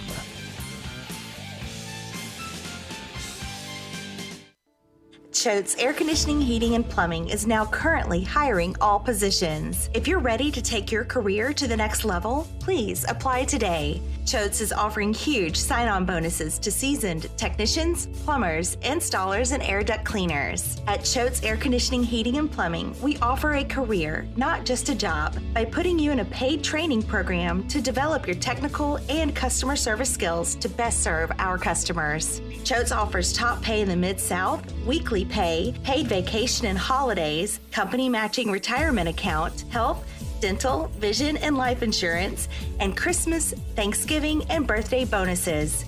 If this sounds like an exciting opportunity for you, then we should talk. So call us at 347-8086 or apply online at choateshvac.com under the careers link. Come, join our family. You could save big when you bundle your home and auto with Progressive, but when we just come out and say it, it feels like it falls a bit flat. So we're going to use humor. But we don't want to insult your intelligence, so nothing too goofy. And we need to avoid any polarizing topics. Oh, and it has to be about how you can save big when you bundle your home and auto with Progressive. You know what? Maybe humor is a bad idea. Yeah, it's never going to work. Progressive Casualty Insurance Company and Affiliates. Discount not available in all states or situations. Hi, this is Troy Fiveash, owner of Fiveash Roof Services. If you need a new roof for your home or business, we hope to hear from you and will work hard to earn your business. We are experts and certified in residential and commercial roofing, siding, and gutter installation. I have been serving the Memphis area for over 20 years, and now with two of my sons working with me, we plan to be here for years to come. So if you need a roof, please give us a call. On a personal note, what a great time it is to be a Memphis sports fan. With the Grizzlies and the Redbirds and 901 FC, not to mention Tigers football and basketball, it's going to be a fun year. Thanks to Coach Silverfield and Coach Hardaway and their staffs for their dedication to the student and athletes, the University of Memphis, the City of Memphis, and us fans. Five Ash Roof Services, a proud partner of the Memphis Tigers and the official roofer of the Tigers home team. Five Ash Roofing, fair, honest, and ethical. 367-0050 or memphisroofer.com. 367-0050 or memphisroofer.com. Five Ash Roofing, it's what we do. We're here for you. Gossett Mitsubishi on the Pike is where you'll find the most bang for your buck. Take your pick with adventure-ready 2022 Mitsubishi Outlander Sport or highest safety-rated 2022 Eclipse Cross. Ready to ride at $349 a month. And this is not a lease. You own it. Want 31 mpg highway in your SUV? We Gossett with 2022 Mitsubishi Outlander. Now $398 a month. Plus, at Gossett Mitsubishi, you always get our stellar 10-year, 100,000-mile powertrain limited warranty. So for our best deal, look no further than Gossett Mitsubishi, 1870 Covington Pike, or shop online at memphismitsubishi.com. If you want it, we got it at Gossett Motor Cars. Olsen 72 months at 2.9 APR, 3,000 down, 500 loyalty rebate, 500 military rebate. Sport NU 001422, MSRP 27010. Cross NZO 49092, MSRP 27,000. Outlander NZO 53093, MSRP 29615. Includes all rebates and incentives. PF 695. Excludes tax title license with approved credit. See dealer for complete details. Offer valid through 1/31/2022. Dealer stock only. Now, back to Sports Time on Sports 56. Here once again are Brett Norsworthy and Gabe Kuhn. A little bit of house cleaning before we get into Taco Bell Crunch Time and get out for the weekend. On Monday, we are set to have a former teammate of mine, a very good friend, Calvin Austin III, obviously doing his training for the NFL draft. We'll bring him on at 5:30 on Monday. Also, over the weekend, just know that we're your home for NFL football for Super Wildcard Weekend. On 560 AM and 98.5 FM, we will have everything, wall-to-wall coverage. Raiders at Bengals, obviously starting that coverage at 3. Ole Miss, Auburn on Saturday will also carry basketball, 7 p.m. Sunday, Eagles at Buccaneers at 12 p.m., 49ers at Cowboys, 3 p.m., and Steelers at Chiefs, 7 p.m. We'll also carry Monday Night Football as well. It's time. Let's get to Crunch Time.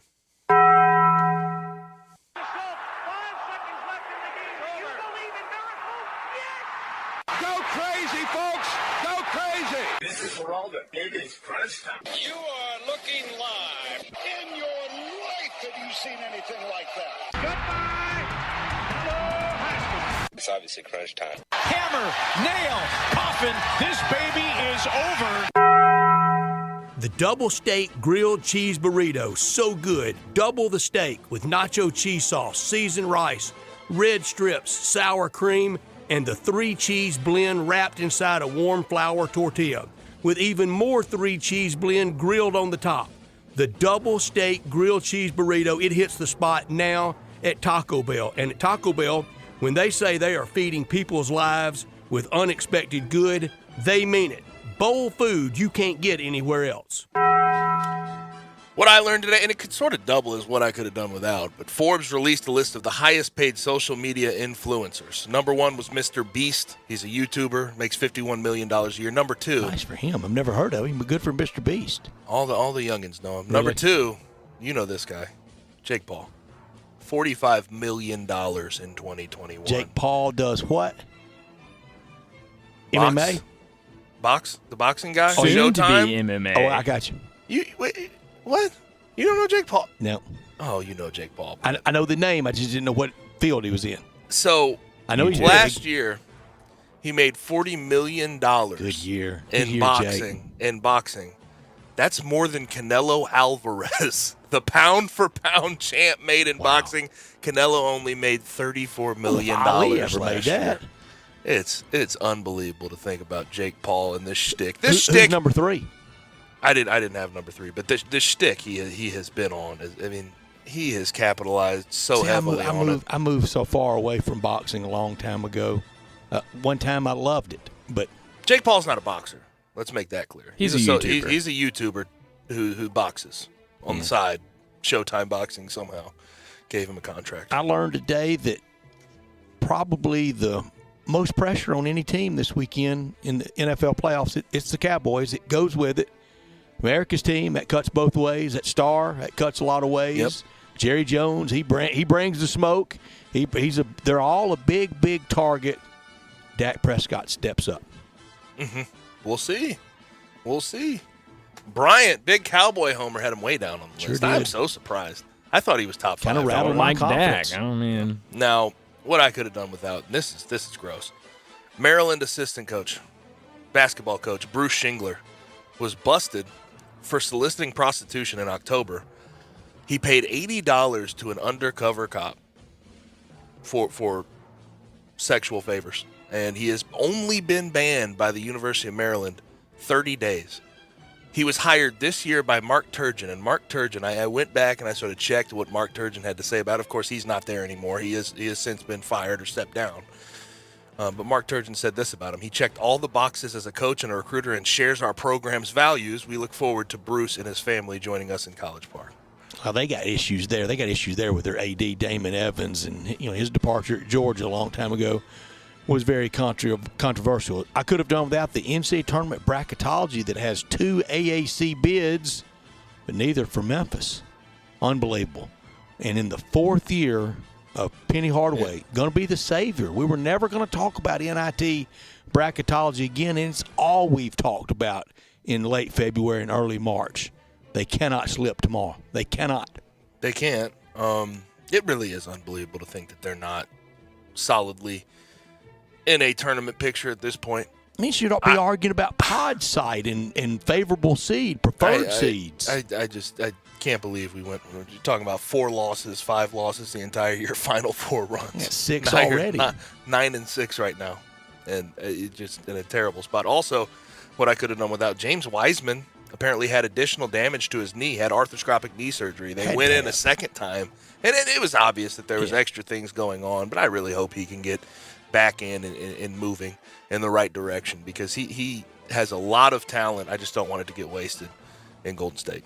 Yeah, it's been a lot that's gone with him, and it's been sad. It was sad how everything unfolded here. And I was glad he was honored by East, and that was a great year, but still so foolish that year. People talking about that East could beat the Tigers that year. I know there was contempt for Tubby Smith, but that was ridiculous from people that should know better. I don't think they really do though. Mm-hmm. What we're looking forward to tonight, early on ESPN, it's Warriors Bulls, but late, 9 p.m. Mavs at Grizzlies. Grizzlies going for their 12th in a row. Late tip time. I know some of the playoff tip times, around 8:45, 8:50, pushing 9 o'clock. This is a really late one. I'm going to make a prediction. Okay. Here's one thing we're going to get out of the Grizzlies this year. When we get the NBA schedule in August, first time ever, Grizzlies will host Christmas Day next year.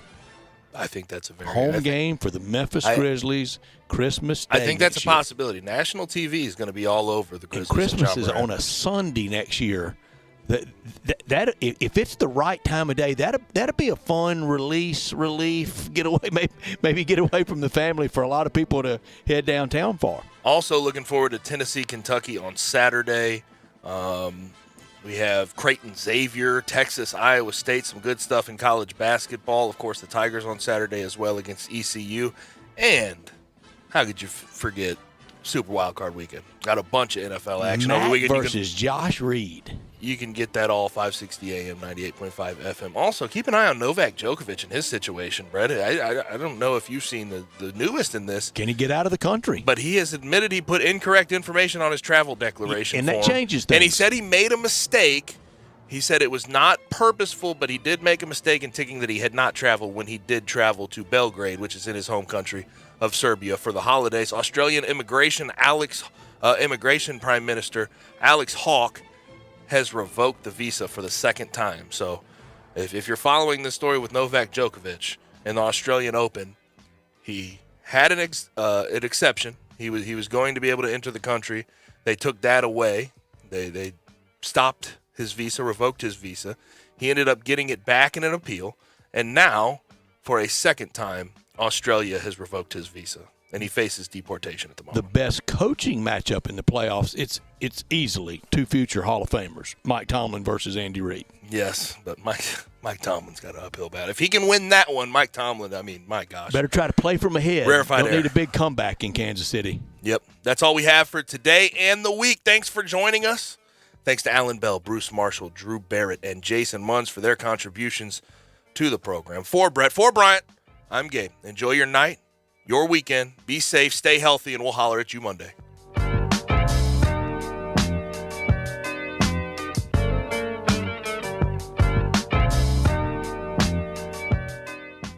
Do you know one of the best things you can do for your employees or family's health? Provide Arctic Clear bottled water. Arctic Clear bottled water is your locally owned and operated bottled water provider. Arctic Clear is 100% natural spring water with free delivery and setup, dependable service, and no long-term contracts. What an easy choice. Call Jeff Manus today, 901-382-2363, or visit arctic-clear.com. Arctic Clear bottled water. Call now, 382-2363. That's 382-2363. Did you know that over 90% of male enhancement pills are virtually the same thing that's repackaged, redone over and over again? Why settle for the same old product when you can get something completely different? Something that takes male enhancement into the 21st century. Something that really works. Men, you need to try Noxitrol, the explosive, all-natural male enhancement formula that will unlock your performance in the bedroom to a level you could only dream of. Try to imagine that little blue pill on steroids. Noxitrol is so powerful. That's why it took years for it to finally become available to the public without a prescription. So call now and take advantage of our special Noxitrol free bottle offer today.